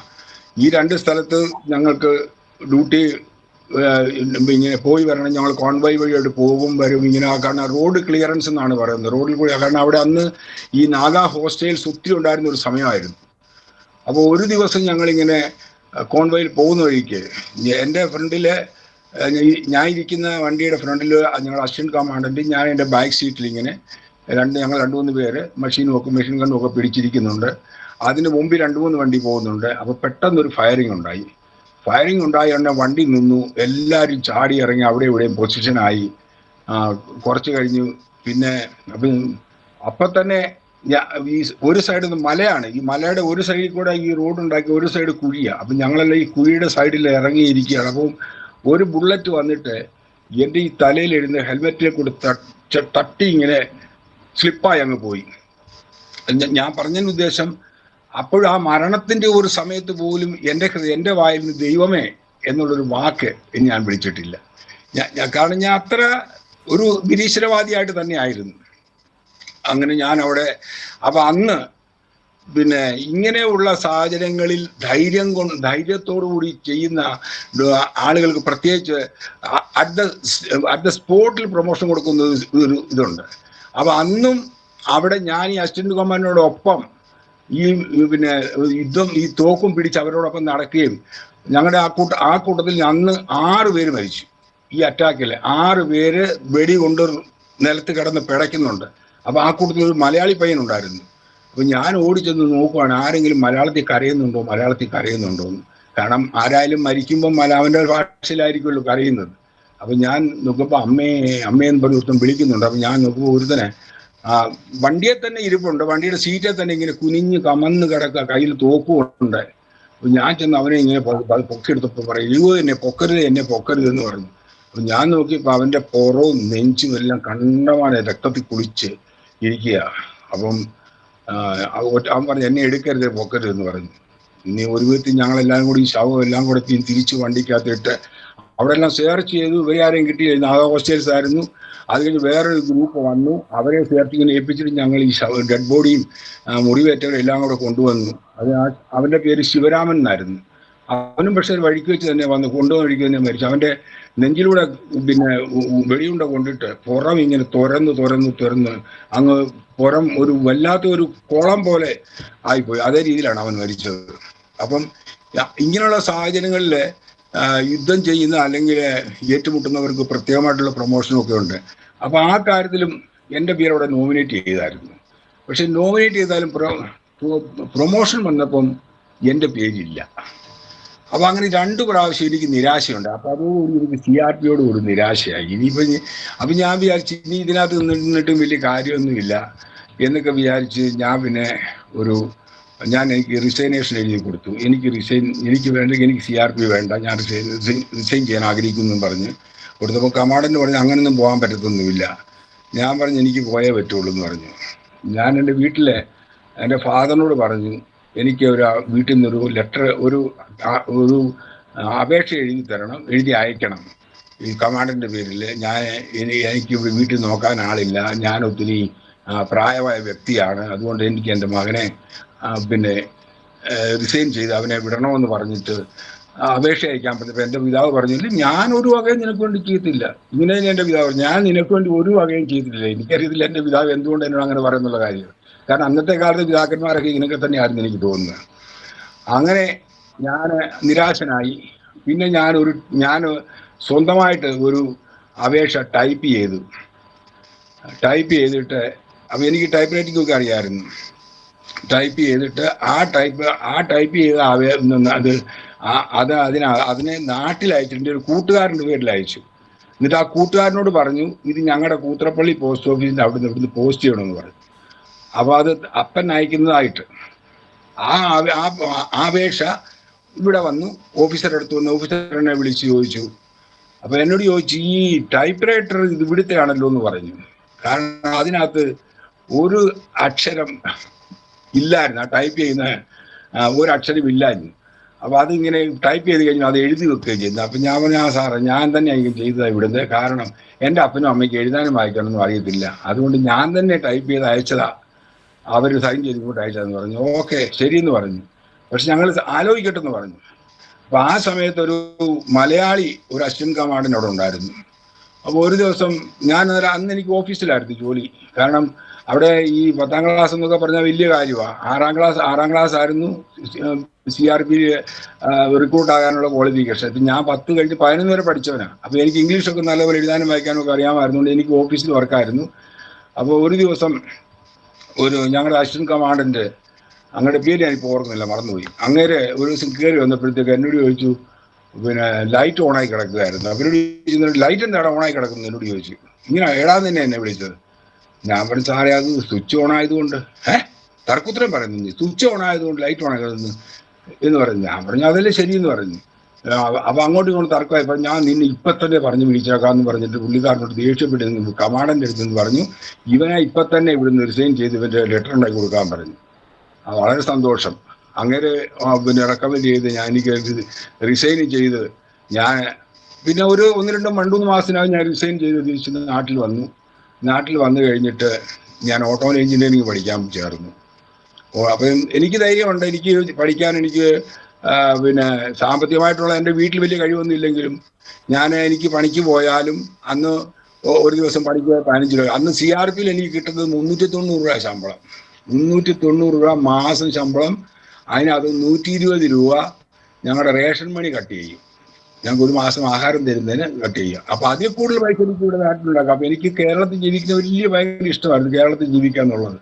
അന്ന് ഞാൻ ഇവിടെ വന്ന് ഓട്ടോമൊബൈൽ എഞ്ചിനീയറിംഗ് ഡിപ്ലോമയ്ക്ക് ചേർന്നു, പഠിക്കാൻ തുടങ്ങി. അത് പഠിച്ചു കഴിഞ്ഞിട്ട് ഞാൻ അത് 3ാമത്തെ വർഷം എനിക്ക് കംപ്ലീറ്റ് ചെയ്യാൻ പറ്റില്ല, അവിടെ അതും ഇൻകംപ്ലീറ്റ് ആക്കി. എനിക്ക് 3ാം വർഷം പഠിക്കാൻ പറ്റില്ല. അപ്പൊ എൻ്റെ ഒരു സഹോദരൻ ഗൾഫിൽ ജോലി ചെയ്യുന്നുണ്ടായിരുന്നു. അപ്പം അവന് നാട്ടിൽ വന്നിട്ട് തിരിച്ചു പോകാൻ നേരത്ത് അവന് ബോംബെ ചെന്നപ്പോൾ അവന് ഭയങ്കര അസുഖം ഉണ്ടായിട്ട് ഹോസ്പിറ്റൽ അഡ്മിറ്റായി. അപ്പം അവനെ കൂടെ നോക്കാൻ ആരുമില്ല, വിളിക്കാനും ആരുമില്ല. അപ്പൊ എന്നോട് പറഞ്ഞു, വീട്ടുകാർ പറഞ്ഞു നീ പോകാൻ പറഞ്ഞു. അപ്പൊ ഹിന്ദി അറിയാവുന്നവർ വേണമല്ലോ. അങ്ങനെ ഞാൻ ബോംബെക്ക് പോയി അവനെ ഹോസ്പിറ്റലിൽ അഡ്മിറ്റ് ചെയ്തു. അപ്പൊ ആ സമയത്ത് എനിക്ക് പരീക്ഷ നടക്കുന്ന സമയമായിരുന്നു. എനിക്ക് പരീക്ഷ എഴുതാനും പറ്റിയില്ല, ഒന്നും പറ്റിയില്ല. ഞാൻ പറഞ്ഞു സാരമില്ല പോട്ടെ.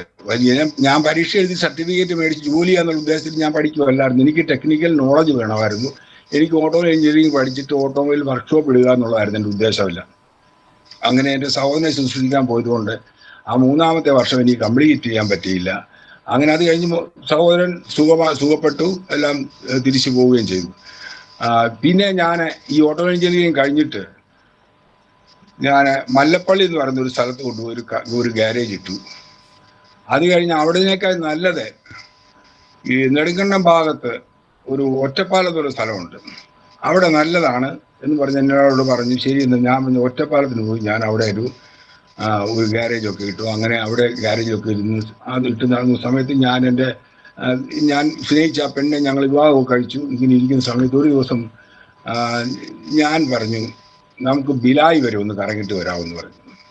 അപ്പൊ ഇതൊക്കെ എന്താണെന്നുള്ളത് നമുക്ക് തന്നെ അറിയില്ല. ബിലായി വരെ ഒന്ന് കറങ്ങാൻ പോകാം. ബിലായിൽ എൻ്റെ ചേട്ടനുണ്ട്. ഈ ബിലായി ദുർഗിൻ ഡിസ്ട്രിക്റ്റിലുള്ള സ്ഥലമാണ് ബിലായി. ഞങ്ങൾ താമസിക്കുന്ന അടുത്ത് തന്നെ ഈ സ്ഥലം. ബിലായി വരെ പോയിട്ട് വരാം എന്ന് പറഞ്ഞു. അപ്പൊ പുള്ളിക്കാരത്തും പറഞ്ഞു ശരി നമുക്ക് ബിലായിക്ക് പോകാമെന്ന് പറഞ്ഞു. അങ്ങനെ ഞങ്ങൾ രണ്ടും കൂടെ ഒരു ദിവസം ഒരുങ്ങി അവിടുന്ന് ഈ വർക്ക്ഷോപ്പൊക്കെ നമ്മുടെ പണികൊണ്ടിരുന്നവരിനെ ഏൽപ്പിച്ച് ഞങ്ങൾ ബിലായിക്ക് യാത്ര തിരിച്ചതാണ്.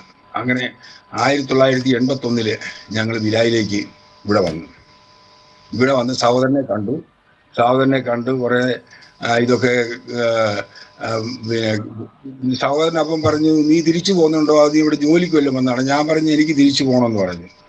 എന്നാൽ എനിക്ക് ഒരാഗ്രഹം ഉണ്ടായിരുന്നു. എനിക്ക് ഇവിടെ ഇപ്പൊ എന്നോട് ഒരാൾ പറഞ്ഞു, ഇവിടെ എൻ്റെ ഒരു അപ്പാപ്പൻ എന്ന് പറഞ്ഞാൽ അച്ഛൻ്റെ അനിയൻ ഇവിടെ തന്നെ, അങ്ങേരുടെ അളിയനോട് പറഞ്ഞു നിനക്ക് കേരളത്തിനേക്കാളും നല്ലത് ഒരു വർക്ക്ഷോപ്പ് ഇടാൻ ഇവിടെയാണ് നല്ലത്, അതുകൊണ്ട് നീ ഇവിടെ നോക്ക് എന്ന് പറഞ്ഞു.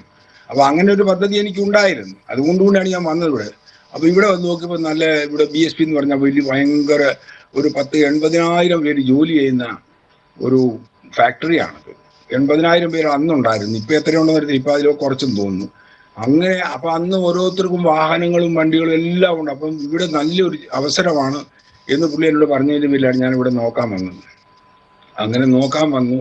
വാസ്തവത്തിൽ ഞാൻ ഇവിടെ തന്നെ പിന്നെ ആയിപ്പോയി. പിന്നെ എനിക്ക് കേരളത്തിലേക്ക് പോകാം. പിന്നെ പോയിട്ടുണ്ട് ഞാൻ. പിന്നെ കേരളത്തിലേക്ക് ഉടനെ പോയില്ല. പിന്നെ ഇവിടെ വന്ന് കുറച്ചാൾ കഴിഞ്ഞപ്പോൾ അവിടെ ഒരു വലിയൊരു കൺസ്ട്രക്ഷൻ കമ്പനിയിൽ, ബിൽഡിംഗ് കൺസ്ട്രക്ഷൻ കമ്പനിയിൽ ഞാൻ പോയി കോൺട്രാക്ട് എടുത്ത് അവിടുത്തെ തടികളുടെ പരിപാടി, തടി കഥ ഇങ്ങനെയുള്ള കാര്യങ്ങളിലെല്ലാം വർക്കെടുത്ത് പിന്നെ ഞാൻ ഒരു സ്വന്തമായിട്ടൊരു വർക്ക്ഷോപ്പ് തുടങ്ങി. അവിടെ ഒരു 16 ലേബറെയൊക്കെ വെച്ച് ഇങ്ങനെ നടന്നുകൊണ്ടിരുന്നു. അതിൻ്റെ ഇടയ്ക്ക് ഞാൻ കേരളത്തിൽ ഒരു പ്രാവശ്യം പോയി എൻ്റെ വർക്ക്ഷോപ്പിൻ്റെ മുഴുവൻ സാധനങ്ങളും കൂടെ കൊണ്ടുവന്ന് ഇവിടെ വേറൊരു വർക്ക്ഷോപ്പ് കിട്ടും. അങ്ങനെ ഒരു ഓട്ടോമൊബൈൽ വർക്ക്ഷോപ്പും ഈ തടിയുടെ വർക്ക്ഷോപ്പും ഇത് രണ്ടും വെച്ച് നല്ല സുഖമായിട്ട് ഇങ്ങനെ ഞങ്ങൾ ജീവിക്കുന്ന സമയമാണ്. ആ സമയത്ത് ഒരു യഹോവ സാക്ഷിക്കാരനായ ഒരു മനുഷ്യൻ, യഹോവ സാക്ഷി എന്ന് പറഞ്ഞാൽ യഹോവ സാക്ഷി എന്ന് എനിക്കറിയില്ല, അതൊക്കെ പിന്നീടാണ് മനസ്സിലാകുന്നത്. ഒരു ജോസഫ് എന്നാണ് അങ്ങേരുടെ പേര്. അങ്ങേര് എൻ്റെ ഈ ഗാരേജിൽ വന്ന് അവിടെ ഇരുന്നു. ഒരു ദിവസം ഇങ്ങനെ പലപ്പോഴും വന്നിരിക്കും. ഞങ്ങളിങ്ങനെ ഓരോ പല കാര്യങ്ങളെക്കുറിച്ചും പറയും. അപ്പോൾ ഒരു ദിവസം ഇങ്ങനെ ഞങ്ങൾ ബൈബിളിനെ കുറിച്ച് പറഞ്ഞപ്പോൾ തർക്കിച്ചപ്പോൾ ഞാൻ പറഞ്ഞേ അച്ഛാ ഇതിനെക്കുറിച്ച് പറയണ്ട, എനിക്കൊന്നും ഇഷ്ടമുള്ള കാര്യമല്ല, കേൾക്കണ്ടെന്ന്. ഞാൻ എനിക്ക് കേൾക്കണ്ട, നിങ്ങളുടെ ബൈബിളിൽ ചുമ്മാതെ വൃത്തിയുടെ പിന്നെ ഒരു ഇതില്ലാതെ എന്ന് പറഞ്ഞാൽ അപ്പനും 2 മക്കളുണ്ടായിരുന്നു. ഒരാൾ മരിച്ചു പോയെന്ന് കൊന്നെന്ന് പറയുന്നു, എന്നിട്ട് വേറെ പോയിട്ട് കല്യാണം കഴിക്കുന്നു പറയുന്നു. അവിടെ ഇവിടുന്ന് മനുഷ്യർ വന്നത് ഇതൊന്നും പറയാതെ ഇതൊന്നും ഒരു തെളിവില്ലാത്ത പുസ്തകങ്ങളല്ല, ഇതൊക്കെ എന്തിനാ നിങ്ങൾ ഈ ചുമ്മാ ഇങ്ങനെ പറയുന്നതെന്ന് ചോദിച്ചു. അപ്പൊ അദ്ദേഹം പറഞ്ഞു നിനക്ക് അതിനെ കുറിച്ച് അറിയത്തില്ല എന്നിട്ടാണെന്ന് പറഞ്ഞു.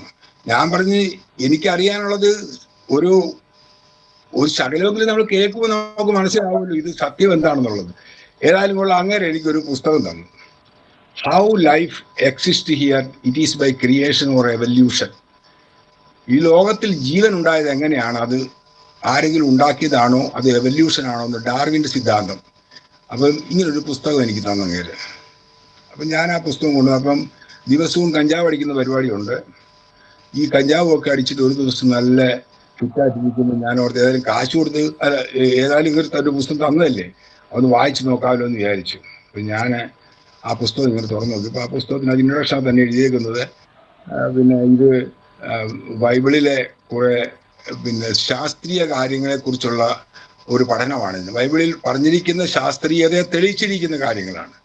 അപ്പം ബൈബിളിനെ കുറിച്ച് പറയുമ്പോൾ 3600 വർഷം മുൻപാണ് ബൈബിൾ എഴുതാൻ തുടങ്ങിയതെന്ന് അതിനകത്ത് എഴുതിയിരിക്കുന്നു. അപ്പം ഞാനിങ്ങനെ ആ പുസ്തകം വായിച്ചപ്പോൾ അപ്പോൾ അതിനകത്ത് ഇയ്യോബിന്റെ പുസ്തകം അതിന്റെ 26-ാം അധ്യായത്തിൽ 7-ാമത്തെ വാക്യത്തിൽ ഇങ്ങനെ എഴുതിയേക്കുന്നത്, ഭൂമിയെ അവൻ ശൂന്യത്തിന്മേൽ തൂക്കിയിട്ടിരിക്കുന്നുവെന്ന് അയ്യോബിന്റെ പുസ്തകം എഴുതിയിരിക്കുന്നു. അതുപോലെ യെശയ്യാവിന്റെ പുസ്തകം 40-ാം അധ്യായം അതിന്റെ 22-ാമത്തെ വാക്യത്തിൽ എഴുതിയിരിക്കുന്നു, ദൈവം ഭൂമിയുടെ വൃത്താകാരത്തിൽ he sits above the circle of the earth എന്ന് പറഞ്ഞാൽ ഭൂമി ഉരുണ്ടതാണെന്ന് അവിടെ തെളിയിക്കുകയാണ്. ഭൂമി ഉരുണ്ടതാണെന്നും ഭൂമി ശൂന്യതയിൽ തൂക്കിയിട്ടിരിക്കുന്നുവെന്നും 2 വാക്യങ്ങൾ കണ്ടപ്പോൾ എൻ്റെ ഹൃദയത്തിനകത്തൊരു ഭയങ്കര സ്ട്രൈക്കായി. ഇതെങ്ങനെ വന്നു ഇതിനകത്ത് എഴുതി? ഇതെങ്ങനെ കണ്ടുപിടിക്കപ്പെട്ടു? അതായത് 500 വർഷങ്ങൾക്ക് മുമ്പാണ് ഈ സത്യം നമുക്ക് മനസ്സിലായതും നമ്മളൊക്കെ പഠിച്ചതും ഒക്കെ. 500 വർഷങ്ങൾക്ക് മുമ്പ് കോപ്പർനിക്കസ്, ഗലീലിയോ ഇങ്ങനെയുള്ളവരാണ് ഈ ഭൂമി ഉരുണ്ടതാണെന്നും ഭൂമി ശൂന്യത തൂക്കിയിട്ടിരിക്കുകയാണെന്നും ഒക്കെ കണ്ടുപിടിച്ചത്. ഈ 3600 വർഷം പഴക്കമുള്ള ഈ ഭൂമിയെ ഈ ബൈബിളിനകത്ത് ഈ എഴുതി വെച്ച അയ്യോബ് എന്ന് പറഞ്ഞ ആളപ്പോൾ വലിയ ശാസ്ത്രജ്ഞനായിരിക്കുമല്ലോ, യെശയ്യാവ് എന്ന് പറഞ്ഞ ആളും വലിയ ശാസ്ത്രജ്ഞനായിരിക്കുമല്ലോ എന്ന് വിചാരിച്ച് വായിക്കാൻ വേണ്ടി, അതറിയാൻ വേണ്ടിയിട്ട് ഞാനൊരു ബൈബിൾ സംഘടിപ്പിച്ചുകൊണ്ട് വന്നു. നോക്കിയപ്പോൾ അയ്യൂബിന്റെ പുസ്തകം വായിച്ചപ്പോൾ അതിനകത്ത് ഇതുപോലുള്ള പല കാര്യങ്ങളുണ്ടെങ്കിൽ തന്നെയും അയ്യൂബ് ഒരു ശാസ്ത്രജ്ഞനാണെന്ന് അവിടെ തെളിഞ്ഞില്ല. അതുപോലെ യെശയ്യാവിനെ കുറിച്ച് പറഞ്ഞപ്പോൾ ദൈവത്തിന്റെ ഒരു ദാസനായിരുന്നു, ദൈവത്തിന്റെ വാക്യങ്ങൾ പിന്നെ വചനങ്ങൾ അദ്ദേഹത്തിന് ചെല്ലും, അങ്ങനെ അത് പ്രഖ്യാപിക്കുന്നു, അങ്ങനെയുള്ള ദൈവത്തിന്റെ ഒരു ഭവിഷ്യവക്താവ് എന്നുള്ള രീതിയിൽ ആണെന്ന് പറയുന്നത്, അല്ലാതെ ഒരു ശാസ്ത്രജ്ഞനാണെന്നുള്ള കാര്യം തെളിഞ്ഞില്ല. ഏതായാലും അപ്പൊ എനിക്ക് ബൈബിൾ വായിക്കണമെന്ന് തോന്നി. അങ്ങനെ ഞാൻ ആദ്യമായിട്ട് ബൈബിൾ ഉൽപ്പത്തി മുതൽ ഞാൻ വായിക്കാൻ തുടങ്ങി. അപ്പം ഞാൻ 6 മാസം കൊണ്ട് ബൈബിള് ഉൽപ്പത്തി മുതൽ മലാക്കി വരെ വായിച്ചു കഴിഞ്ഞപ്പോൾ എനിക്ക് മനസ്സിലായി ഒരു ദൈവമുണ്ട്, ഈ ലോകത്തെ സൃഷ്ടിച്ച ഒരു ദൈവമുണ്ടെന്നുള്ളത്. എങ്ങനെ മനസ്സിലായി എന്ന് എനിക്കറിയില്ല. ഞാനത് വായിക്കും തോറും എന്നോട് പരിശുദ്ധാത്മാവ് എനിക്ക് വെളിപ്പെടുത്തി തന്നു, എനിക്കത് റിവീൽ ചെയ്ത് തന്നു. അങ്ങനെ എനിക്ക് മനസ്സിലായി ഒരു ദൈവമുണ്ട് എന്നുള്ളത് എനിക്ക് മനസ്സിലായി. അപ്പൊ ആ സമയത്ത് ആ കാലത്ത് എൻ്റെ മദർ നാട്ടിൽ മരിച്ചുപോയി. അപ്പം ഞാൻ ഇങ്ങനെ ഒരു ലെറ്റർ വന്നപ്പോൾ ഞാൻ നാട്ടിലേക്ക് പോയപ്പം പോകുന്ന വഴിക്ക് ട്രെയിനിലിരുന്ന് ഞാനിങ്ങനെ ഈ ബൈബിള് തുറന്നു വെച്ച് വായിച്ചുകൊണ്ടിരിക്കുമ്പോൾ എൻ്റെ അടുത്തൊരാൾ ഒരു മനുഷ്യൻ വന്നിരുന്നു. എന്നോട് ചോദിച്ചു, ബൈബിള് വായിക്കുക അല്ലേ? ഞാൻ പറഞ്ഞു, ബൈബിള് വായിക്കുക. എന്തോ പേരെന്തോ? ഞാൻ പറഞ്ഞു, ശശി. ശശി ബൈബിള് വായിക്കുന്നു, ഹിന്ദു അല്ലേ? ഞാൻ പറഞ്ഞു, അതെ, ഞാനിപ്പോൾ ഇത് വായിക്കാൻ കുറച്ച് നാളായപ്പം. അപ്പോൾ അങ്ങനെ എന്നോട് ബൈബിളിനെ കുറിച്ച് സംസാരിക്കാൻ തുടങ്ങി. പുള്ളി ക്രിസ്ത്യാനിയായിരുന്നു. അപ്പോൾ എന്നോട് ചോദിച്ചു, സുവിശേഷം വായിച്ചോ? ഞാൻ പറഞ്ഞില്ല, സുവിശേഷം വായിച്ചു. സുവിശേഷം വായിക്കണം എന്ന് പറഞ്ഞു. അങ്ങനെ ഈ 2 ദിവസം ഞങ്ങളുടെ യാത്രയിൽ പുള്ളി എനിക്ക് ഒത്തിരി ഹെൽപ്പ് ചെയ്തു, ബൈബിളിനെ കുറിച്ച് പറഞ്ഞു തന്നു. അപ്പോൾ എനിക്ക് സുവിശേഷം വായിക്കണമെന്ന് പറഞ്ഞപ്പോൾ എനിക്കതൊരു വലിയൊരു പ്രേരണയായി. അങ്ങനെ ഞാൻ നാട്ടിൽ പോയി എൻ്റെ അമ്മയുടെ പിന്നെ 5-ാം ദിവസം സഞ്ചയന സമയത്താണ് ഞാൻ ചെല്ലുന്നത്. സഞ്ചയനം എല്ലാം കഴിഞ്ഞ് ഞാൻ തിരിച്ചുകൂടെ വന്ന് ഞാൻ സുവിശേഷം വായിക്കാൻ തുടങ്ങി. സുവിശേഷം വായിച്ചപ്പോഴാണ് എനിക്ക് മനസ്സിലാകുന്നത് മനുഷ്യൻ പാപിയാണെന്നും അവന്റെ പാപത്തിൽ നിന്ന് രക്ഷപ്പെടുത്താൻ അവന് രക്ഷ കൊടുക്കാനാണ് യേശുക്രിസ്തു വന്നു. അവൻ യേശുക്രിസ്തുവിൽ വിശ്വസിച്ചില്ല എങ്കിൽ അവൻ നരകത്തിൽ പോകുമെന്നും ഇത് കേട്ടപ്പോൾ എനിക്ക് ഭയങ്കര പേടിയായി. ഞാൻ നരകത്തിൽ പോയി യേശുക്രിസ്തുവിൽ ഞാൻ വിശ്വസിക്കണം, സ്നാനപ്പെടണം, ഇങ്ങനെയുള്ള കാര്യങ്ങളൊക്കെ അറിഞ്ഞ് എനിക്ക് ആപ്പാടി ഒരു വെപ്രാളം പോലായി. എനിക്ക് എന്ത് ചെയ്യണമെന്നൊരു വിളിയില്ല. അങ്ങനെ ഒരു സാഹചര്യത്തിൽ എൻ്റെ ഈ വർക്ക്ഷോപ്പിൽ ഒരു മാത്യു എന്ന് പറഞ്ഞൊരു കോൺട്രാക്ടറുടെ ട്രക്ക് കൊണ്ടുവരുന്നു പണിയാനായിട്ട്. അപ്പോൾ ഒരു ദിവസം അങ്ങനെ ഈ ട്രക്കും കൊണ്ട് വന്നപ്പോൾ ഞാൻ അങ്ങോട്ട് ചോദിച്ചു, പിന്നെ അച്ചായ ഈ പറയുന്ന ഈ ബൈബിളിനകത്ത് ഈ മത്തായി സുവിശേഷം 24-ാം അധ്യായത്തിൽ പറയുന്ന സംഭവങ്ങളൊക്കെ നടന്നതാണോ അതോ ഇനി നടക്കാനുള്ളതാണോ എന്ന് ഞാൻ അങ്ങോട്ട് ചോദിച്ചു. അന്നേരം പുള്ളി പറഞ്ഞ്, ബ്രദറെ, എനിക്ക് അങ്ങനെ കൂടുതൽ ബൈബിളെ കുറിച്ച് പറഞ്ഞു തരാൻ അറിയത്തില്ല, ഞാൻ ഒരാളെ പരിചയപ്പെടുത്തി തരാമെന്ന് പറഞ്ഞു. അങ്ങനെ പുള്ളി ഒരാളെ എൻ്റെ വീട്ടിലേക്ക് പറഞ്ഞു വിട്ടു. അങ്ങയുടെ പേര് ബെന്നി ജോൺ എന്നായിരുന്നു. ബെന്നി ജോൺ ഒരു ചർച്ച് ഓഫ് ഗോഡിലെ പാസ്റ്ററാണ്. എനിക്ക് ഇവരൊന്നും അറിയത്തൊന്നുമില്ല. അങ്ങനെ എൻ്റെ വീട്ടിൽ വന്നു. പിന്നെ ഞാനുമായിട്ട് പരിചയപ്പെട്ടു, ഞങ്ങൾ സംസാരിച്ചു. അപ്പോൾ ഈ ബെന്നി ജോൺ എന്ന് പറഞ്ഞ ആൾ ഇന്നിപ്പം ചർച്ച് ഓഫ് ഗോഡിലെ ഓവർസിയറാണ്. വെസ്റ്റ് ബംഗാളിൽ എവിടെയോ ആണ് പുള്ളിക്കാരൻ ഇരിക്കുന്നത്. അപ്പോൾ ആ പുള്ളിക്കാരൻ ഇവിടെ വന്ന് എന്നോട് സംസാരിച്ചു. അപ്പം ഇങ്ങനെ എനിക്കൊന്നിട്ട് പുസ്തകങ്ങളൊക്കെ തന്നു, ഞാനതൊക്കെ വായിച്ചു. എന്നോട് പറഞ്ഞു ഞങ്ങളുടെ കൂടെ കൂട്ടായ്മയ്ക്കൊക്കെ വരണം, കോട്ടേജ് മീറ്റിങ്ങിനൊക്കെ വരണം, അപ്പോഴേ കുറച്ചുകൂടെ ഒക്കെ പഠിക്കാൻ പറ്റുമെന്ന് പറഞ്ഞു. അപ്പം എനിക്ക് അതിനോട് വലിയ താല്പര്യമൊന്നും ഇല്ലായിരുന്നു.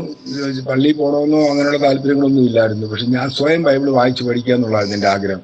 അങ്ങനെ ഞാൻ ബൈബിൾ വായിച്ച് പഠിച്ച് എനിക്ക് മനസ്സിലായി എനിക്ക് സ്നാനപ്പെടാതെ സ്വർഗത്തിൽ പോകാൻ പറ്റത്തില്ല എന്ന്. അങ്ങനെ ഒരു ദിവസം ഞാൻ ഈ പാസ്റ്റർ അടുത്ത് ചെന്നു. പാസ്റ്റർ പറഞ്ഞു, പാസ്റ്റർ എനിക്ക് സ്നാനപ്പെടണം എന്ന് പറഞ്ഞു. പാസ്റ്റർ ഞെട്ടിപ്പോയി. ഇതെന്തോ നിങ്ങൾ പറയുന്നത്? നിങ്ങളെ ഞങ്ങൾക്ക് യാതൊരു പരിചയവും ഇല്ല, നമുക്കറിയാം ശരിയാ, പക്ഷെ നിങ്ങൾ ഞങ്ങളുടെ ചർച്ചിൽ വന്നിട്ടില്ല, നിങ്ങൾ കൂട്ടായ്മയ്ക്ക് കൂടിയിട്ടില്ല, നിങ്ങൾ വന്ന് സ്നാനപ്പെടണമെന്ന് പറഞ്ഞ് ഞങ്ങൾ സ്നാനം തരത്തൊന്നുമില്ല. അതിന് ഞങ്ങളുടെ കൂടെ ഒന്ന് കൂടുതൽ 6 മാസമെങ്കിലും ഞങ്ങളുടെ ചർച്ചിൽ വരണമെന്ന് പറഞ്ഞു. ശരി, ഞാൻ പറയാം ശരി എന്ന് പറഞ്ഞു. അങ്ങനെ ഞാൻ പിന്നെ ചർച്ചിൽ പോകാൻ തുടങ്ങി. ചർച്ചോക്കോടിലെ മലയാളികളുടെ ചർച്ചാണ്. അവിടെ പ്രാർത്ഥനയ്ക്ക് കൂട്ടായ്മയൊക്കെ പോയി. അങ്ങനെ വന്ന് ഒരു 6 മാസമൊക്കെ കഴിഞ്ഞപ്പോൾ ഞാൻ വീണ്ടും സ്നാനത്തെ കുറിച്ച് പറഞ്ഞപ്പോൾ പുള്ളിക്കാരൻ പറഞ്ഞ് അത് കളക്ടറേറ്റ് അടുത്ത് പോയിട്ട് പെർമിഷൻ മേടിച്ചുകൊണ്ട് വരണം സ്നാനപ്പെടാൻ, മതം മാറാനായിട്ട്. ഞാൻ പറഞ്ഞപ്പം അതെന്തോ നിങ്ങൾ അങ്ങനെ പറയുന്നത്? എനിക്ക് ഒരാൾക്ക് സ്വർഗത്തിൽ പോകണമെന്നുണ്ട് കളക്ടർ അഥവാ ഇൻകാർ ചെയ്യാതെ പിന്നെ പറ്റത്തില്ല എന്ന് പറഞ്ഞ് കളക്ടർ സമ്മതിക്കില്ലാതെങ്കിൽ ഞാൻ സ്വർഗത്തിൽ പോകണ്ടേ എനിക്ക് എന്ന് ചോദിച്ചു. അപ്പം അതിന് പുള്ളി മറുപടി ഒന്നും പറഞ്ഞില്ല.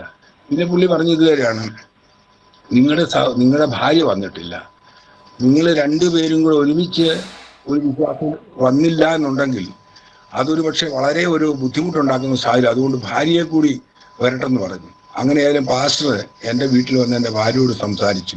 അപ്പോൾ ഭാര്യ പറഞ്ഞു,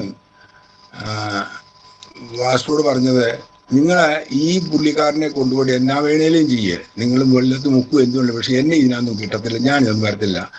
അതെന്താ അമ്മാമിക്ക് ഈ കാതയിലും കവിയിലും ചെവിളയും കഴുത്തിലും ഉള്ളത് കൂടാനുള്ള മടി കൊണ്ടാണോ? അപ്പോൾ ഈ പെന്തക്കോസുകാരാണല്ലോ, അപ്പോൾ അതുകൊണ്ടുള്ള മടി കൊണ്ടാണോ വരാത്തത്? ഞാൻ പുള്ളി പറഞ്ഞില്ല, എനിക്ക് ക്രിസ്തുവിനെ ഇഷ്ടമൊക്കെയാ, പക്ഷെ ഞാൻ ക്രിസ്ത്യാനി ഞാൻ ആഗ്രഹിക്കുന്നില്ല എന്ന് പറഞ്ഞു.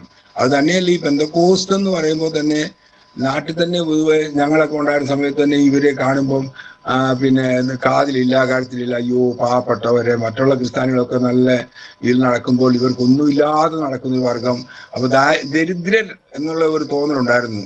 അവൻ പുള്ളിക്കാരി പറഞ്ഞു, എൻ്റെ സഹോദരങ്ങൾ പറയോ ഇവള് പോയിട്ട് ഇവിടെ ഇഷ്ടത്തിന് കല്യാണം കഴിച്ച് പോയതല്ലേ, എന്നിട്ട് അവള് ദരിദ്രയായിട്ട് നടക്കുകയാണ്, അതുകൊണ്ട് അവള് പെന്തക്കോസിലായത് എന്നൊക്കെ ആളുകൾ, എൻ്റെ സഹോദരങ്ങൾ എന്നെ കളിയാക്കും എന്നൊക്കെ പറഞ്ഞ് പുള്ളിക്കാർക്ക് എന്ത് ചെയ്താൽ വരത്തില്ല. അത് കഴിഞ്ഞ് ഒരു ദിവസം ഞങ്ങളുടെ ഗാരേജിൽ 2 പിള്ളേരൊക്കെ വർക്ക് ചെയ്യുന്നുണ്ട്. അവരിങ്ങനെ രാവിലെ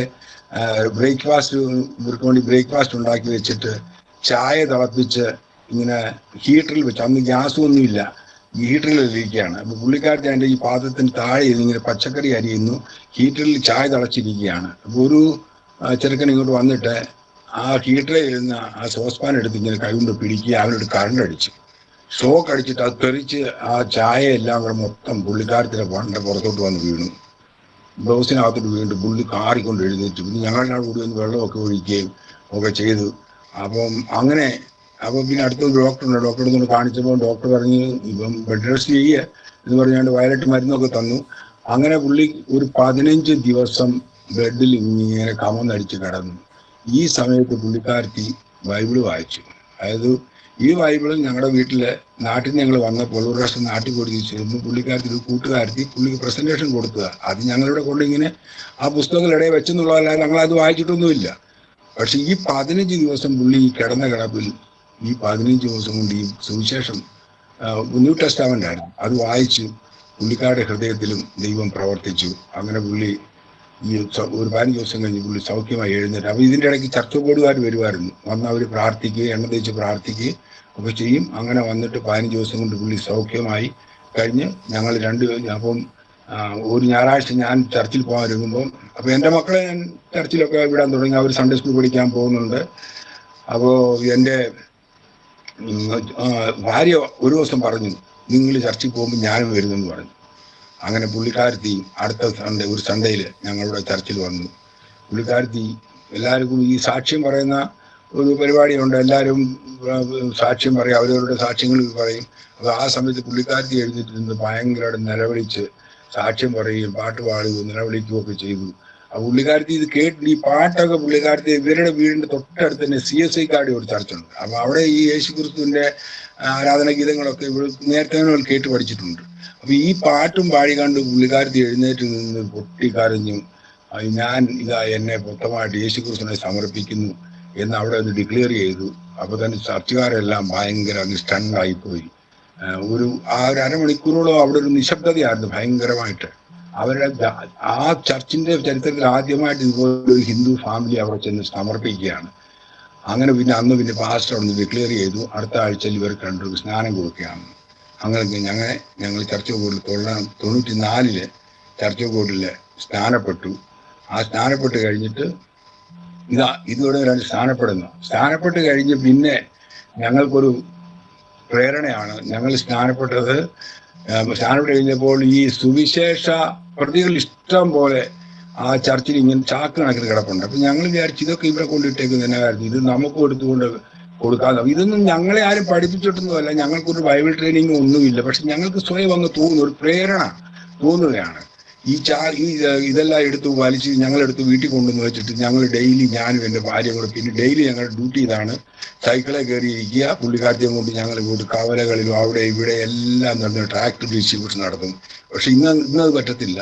അന്ന് അങ്ങനെ ഞങ്ങൾ തുടർച്ചയായിട്ട് കണ്ടിന്യൂസുമായിട്ട് ഞങ്ങൾ ട്രാക്ടർ ഡിസ്ട്രിബ്യൂഷൻ നടത്തുക. അതുപോലെ യേശുക്രിസ്തു എവിടെയെങ്കിലും ഒരു 5-6 പേര് കൂടി നിൽക്കുന്ന ഒരു സ്ഥലം കണ്ടു കഴിഞ്ഞാൽ അവിടെ നിന്ന് കയറി എന്തെങ്കിലും പാട്ട് പാടും. ഒരു മരത്തിൻ്റെ ചോട്ടിൽ എവിടെയെങ്കിലും അങ്ങ് ഉറക്കെ അങ്ങ് പാട്ട് പാടും. ആളുകൾ വന്ന് ചുറ്റും കൂടി നിൽക്കും, അവരോട് സുവിശേഷം പറയും. ഇങ്ങനെ ഞങ്ങൾ സ്വയം അങ്ങ് ചെയ്യും, ഞങ്ങളോട് ആരും പറഞ്ഞിട്ടല്ല. പിന്നെ ഓരോ രോഗികൾക്ക് വേണ്ടി പ്രാർത്ഥിക്കുക. ഇങ്ങനെയുള്ള കാര്യങ്ങളൊക്കെ കണ്ടു കഴിഞ്ഞപ്പം ചർച്ചക്കാരും പറഞ്ഞു, അയ്യോ ഇവർ പുതിയ വിശ്വാസികളാണല്ലോ, ഇവര് എന്തെങ്കിലും കുഴപ്പം ഒപ്പിക്കുമോ എന്നൊക്കെ ചർച്ചക്കാർക്ക് ഒരു പേടിയുണ്ടായിരുന്നു ഞങ്ങളെക്കുറിച്ച്. ഏതായാലും അത് കുറച്ചാൾ ഇങ്ങനെ ചെന്ന് കഴിഞ്ഞിട്ട് പിന്നെ ദൈവം ഞങ്ങളോട് ഡയറക്റ്റായിട്ട് ഇടപെടാൻ തുടങ്ങി. ദൈവം പറഞ്ഞു, നിങ്ങളെ ഞാൻ ഇവിടുന്ന് പറിച്ചു നടാൻ പോവാന്ന് പറഞ്ഞു. അപ്പം ദൈവത്തിന് ഞങ്ങൾ ആ ചർച്ചകളിൽ ഒതുങ്ങി നിൽക്കാന്നുള്ളതല്ലായിരുന്നു, ഞങ്ങൾ സ്വന്തമായിട്ട് ഇറങ്ങിപ്പോയി പ്രവർത്തിച്ച്. അപ്പം കാരണം അവിടെ എന്ന് പറഞ്ഞു കഴിഞ്ഞാൽ ഈ ഞങ്ങൾ പ്രവർത്തിക്കുന്ന എല്ലാം ഈ സ്ലം ഏരിയകളിലാണ്. സ്ലം ഏരിയ എന്ന ഏറ്റവും താഴേക്കിടയിലുള്ള ജനങ്ങൾ, അവരുടെ ഇടയിൽ ആരും ഒന്നും പോകാറൊന്നുമില്ല.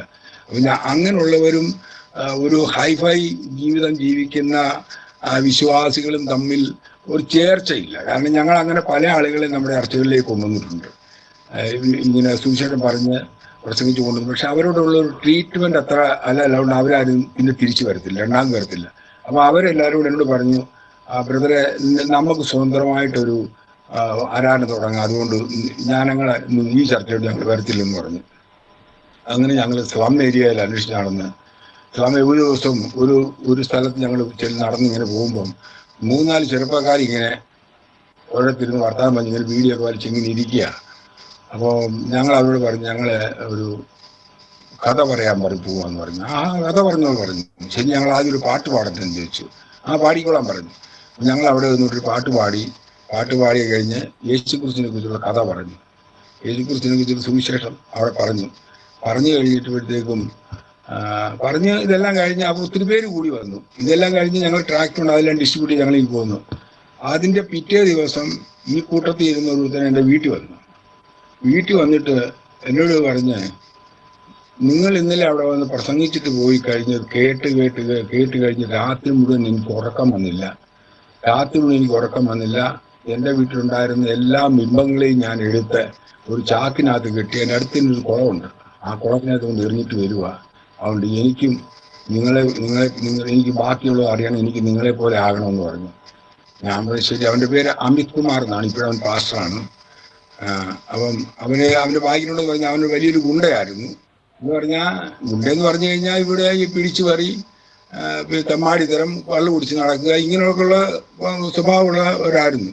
അവൻ്റെ ആ സ്വഭാവം എല്ലാം വിട്ട് അത് കഴിഞ്ഞ് അവൻ ഞങ്ങളുടെ ടീമിലാണ്, ഞങ്ങളോടുകൂടി അങ്ങനെ കുറേ ചെറുപ്പക്കാർ വന്ന് ഞങ്ങളുടെ കൂടെ ഒരു ടീമായി ഞങ്ങൾ സുവിശേഷങ്ങൾ തുടങ്ങി. ആരും പറഞ്ഞില്ല, ഒന്നുമില്ല, ഞങ്ങൾ സ്വയമായിട്ട് ഇതങ്ങ് ചെയ്യുക.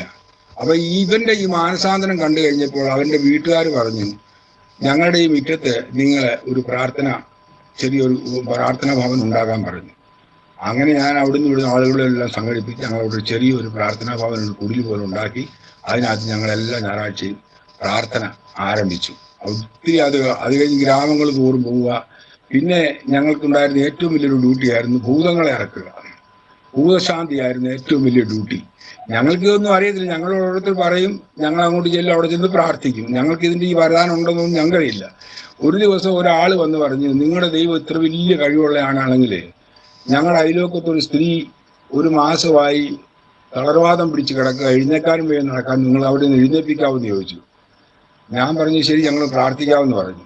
അപ്പൊ അന്ന് രാത്രിയിൽ എന്നോട് ദൈവം എനിക്ക് ദർശനം തന്നതാണ്. ഞാനും എൻ്റെ ഭാര്യയും വേറൊരാളും കൂടെ ഞങ്ങളിങ്ങനെ നടന്നു പോകുന്നു.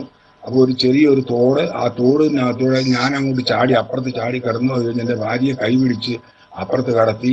പിന്നെ ഞങ്ങളെല്ലാം കൂടെ ഒരു വീട്ടിൽ ചെല്ലുന്നു. ആ വീട്ടിൽ ചെല്ലുമ്പോൾ അവിടെ ഭയങ്കര പൂജാമുറിയും പൂജയും ഇങ്ങനെ പിന്നെ ഈ അഗർബത്തി എന്തുവാ പറയുന്നത്, സാമ്പ്രാണിയൊക്കെ മുറിയിൽ ഇങ്ങനെ കത്തിച്ച് പോകാം, ഇങ്ങനെയുള്ള ഒരു ദർശനം എനിക്ക് തന്നു. എന്നിട്ട് എന്നോട് പറഞ്ഞു, ആ വീട്ടിൽ ഈ കാണുന്ന ഈ അമ്പലം എടുത്ത് വെളിയിൽ വെക്കാൻ പറയണമെന്ന്. വെളിയിൽ വെക്കണം. ഇതൊക്കെ ഞാൻ സ്വപ്നത്തിൽ കാണുന്ന കാര്യങ്ങളാണ്. വെളിയിൽ വെക്കണം, അത് കഴിഞ്ഞ് പ്രാർത്ഥിക്കണമെന്ന് പറഞ്ഞു. അപ്പൊ എന്ന് പറഞ്ഞതുപോലെ പിറ്റേ ദിവസം ഞങ്ങൾ പോകുമ്പോൾ ഞങ്ങൾ അതേ വഴി തന്നെ, സെയിം വഴി, ഒരു ചെറിയ വെള്ളം ഒഴുകുന്നു ശാല, അതിന് മേളിൽ കൂടി ഞാൻ അപ്പുറത്ത് കടന്നു, ഇത് ഭാര്യ അപ്പുറത്ത് കടത്തി. ഞങ്ങളെല്ലാം അവിടെ ചെന്നു. അവിടെ ചെന്നപ്പോൾ ഈ ആ വീടിനകത്ത് ഒരു വലിയൊരു പൂജാമുറി ഉണ്ട്. ആ പൂജാമുറിക്കകത്ത് നിറച്ച് ഇങ്ങനെ പുക ഇങ്ങനെ തിങ്ങി നിൽക്കുക. അപ്പൊ ഞാൻ ആ വീട്ടുകാരനോട് പറഞ്ഞു. അപ്പൊ ആ സ്ത്രീയെ കാണിച്ച്, സ്ത്രീ കട്ടിലെ കിടക്കുക, കുറച്ച് പ്രായമുള്ള സ്ത്രീയാ, നടക്കാൻ വയ്യ, ഒന്നും വയ്യ. അപ്പം ഞാൻ പറഞ്ഞു ഞങ്ങൾ പ്രാർത്ഥിക്കാം, പക്ഷെ ഈ പൂജാമുറിയിൽ ഇരിക്കുന്ന ഈ ഇതെടുത്ത് വെളി വെക്കണമെന്ന് പറഞ്ഞു. ഏതായാലും അവരേതായാലും ഹിന്ദുക്കളായിരുന്നാലും എതിർത്തൊന്നും പറഞ്ഞില്ല. അവരതെല്ലാം എടുത്തുകൊണ്ട് വെളി വെച്ചു. അത് കഴിഞ്ഞ് ഞങ്ങൾ വന്ന്, ഞങ്ങൾ ഭാര്യയും വേറൊരാളുണ്ടായിരുന്നു, ഞങ്ങൾ 3 പേരും വന്നിരുന്ന് പാട്ട് പാടി പ്രാർത്ഥിച്ച് ഇവരുടെ കൈക്ക് പിടിച്ചിട്ട് എഴുന്നേറ്റ് നടക്കാൻ പറഞ്ഞവരോട്. അവരങ്ങ് എഴുന്നേറ്റ് നടന്നു. ബാത്റൂമിൻ്റെ അവിടെ വരെ പോയി നടക്കാൻ പറഞ്ഞു. അവിടെ വരെ നടന്നു പോയി, തിരിച്ചു വന്നു, വീണ്ടും നടക്കാൻ പറഞ്ഞു, നടന്നു. അങ്ങനെ ഉള്ള അത്ഭുത കാര്യങ്ങൾ ദൈവം ഞങ്ങൾ കൂടി നടന്നു. അപ്പോൾ ഈ കാര്യങ്ങളൊക്കെ ഞങ്ങൾ ചർച്ചകോടിലുള്ള സമയത്താണ് ഞങ്ങൾ നടക്കുന്നത്. അപ്പോൾ ചർച്ചകോടി വന്ന് ഞങ്ങൾ പറയും, ഓരോ ഞായറാഴ്ചയും സാക്ഷ്യം കഴിഞ്ഞ് ഇന്നയാൾക്ക് പോയി പ്രാർത്ഥിച്ച് ഇന്ന രോഗികൾ സൗഖ്യമായിരുന്നു പറയുമ്പോൾ അവർക്ക് ഒന്നും വിശ്വസിക്കാൻ പറ്റുന്നില്ല. അവർ പറഞ്ഞു, ഇതൊക്കെ ചുമ്മാ പറയുന്നതാ, ഇതൊന്നും അങ്ങനെ നടന്നിട്ടില്ല. എന്നിട്ട് ഇവരാളെ അന്വേഷിക്കാൻ വിടും, ഇവരിങ്ങനെ പറഞ്ഞ് ശരിയാണോ എന്ന്. അപ്പോൾ അങ്ങനെ വന്നപ്പോഴാണ് ദൈവം പറഞ്ഞത്, നിങ്ങളെ ഞാൻ പറിച്ചു നടാൻ പോവാന്ന് പറഞ്ഞു. ഞങ്ങളെ ആ ചർച്ചയിൽ നിന്ന് ദൈവം ഞങ്ങളെ അവിടുന്ന് പറിച്ചു നട്ടു.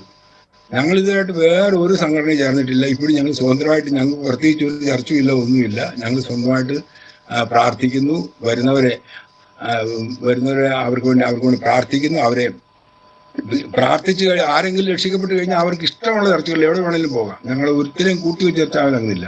പിന്നെ ഞങ്ങളുടെ വർക്ക് ഒറീസയിലുണ്ടായിരുന്നു. ഒറീസ, മഹാരാഷ്ട്ര ഇങ്ങനെയുള്ള സ്ഥലങ്ങളിലൊക്കെ ഓർത്ത് ഞങ്ങളെ വിളിച്ചുകൊണ്ട് പോകുന്നതാണ്. ഒറീസയിലൊക്കെ ഇഷ്ടംപോലെ ഞങ്ങൾ വർക്ക് ചെയ്തു, ഇഷ്ടം പോലെ വർക്ക് ചെയ്തു. അവിടെ ഇതുപോലെ പിന്നെ ഇപ്പോഴവിടെ ഒരിടത്തൊരു ചർച്ചും 400 പേര് കൂടി വരുന്ന ഒരു ചർച്ചുണ്ട് ഇപ്പോൾ അവിടെ. അതും ഞങ്ങളിൽ കൂടി രക്ഷിക്കപ്പെട്ട ഒരു പാസ്റ്റർ, ഒരു ചെറുക്കനാണ്. അവിടെ ഈ നുറുകിൽ അവൻ ഹോട്ടൽ വേലയിലായിരുന്നവനാണ്, ഹോട്ടൽ പണി ചെയ്തുകൊണ്ടിരുന്നവനാണ്. അവൻ രക്ഷിക്കപ്പെട്ട് വന്നു കഴിഞ്ഞ് പിന്നെ ഞങ്ങൾ അവന് ട്രെയിനിങ് കൊടുത്തു. അവൻ്റെ നാട്ടിൽ പോയി.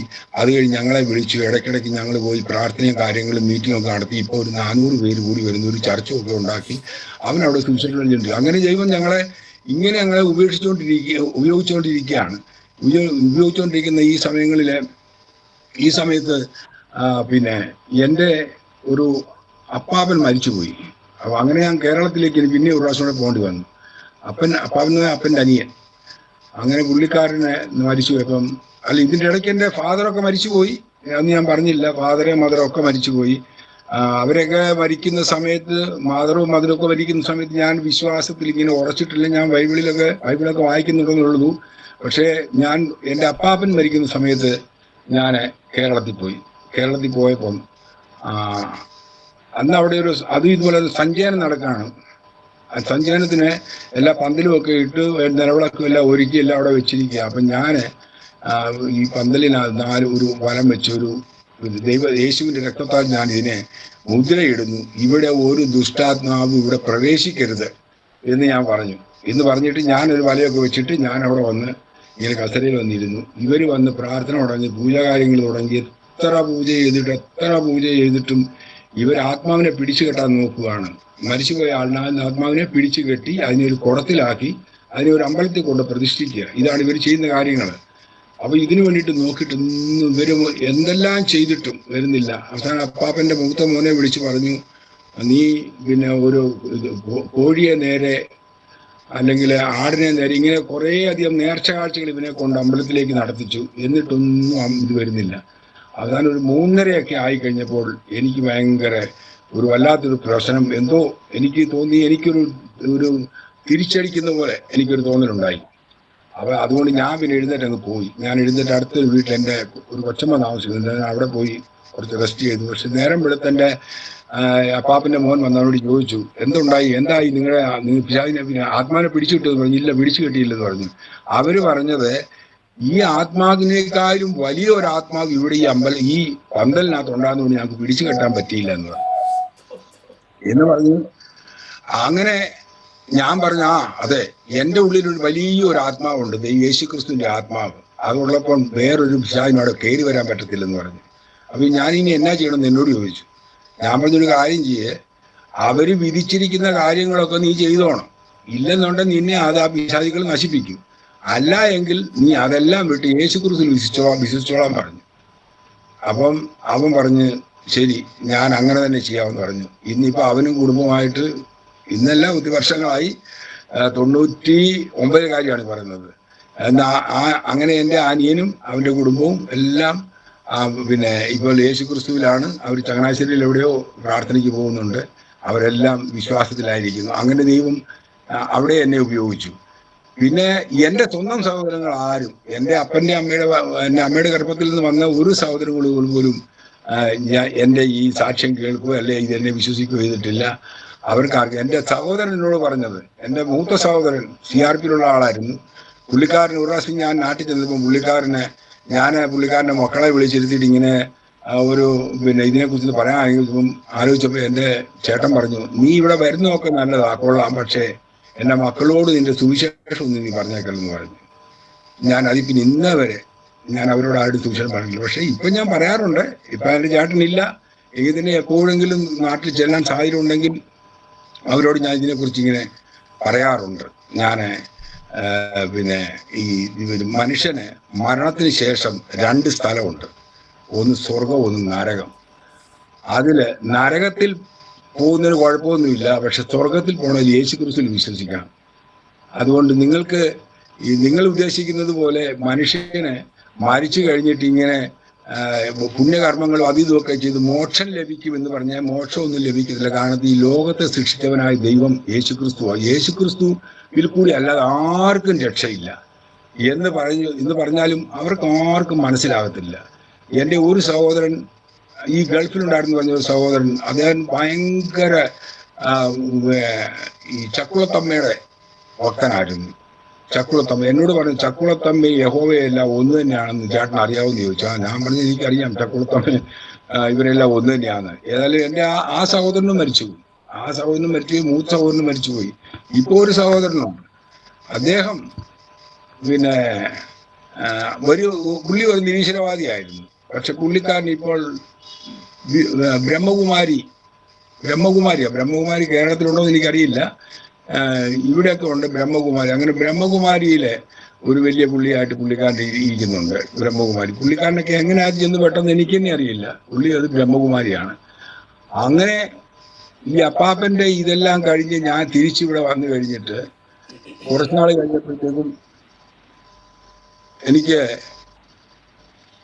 ഞങ്ങൾ പിന്നെ ഇവിടെ എന്താ പറഞ്ഞ ഞങ്ങൾ ഒരു എൻ്റെ വീട്ടിൽ വന്നു കഴിഞ്ഞപ്പം എൻ്റെ മക്കളെ അന്നേരം 12ാം ക്ലാസ്സൊക്കെ കഴിഞ്ഞു.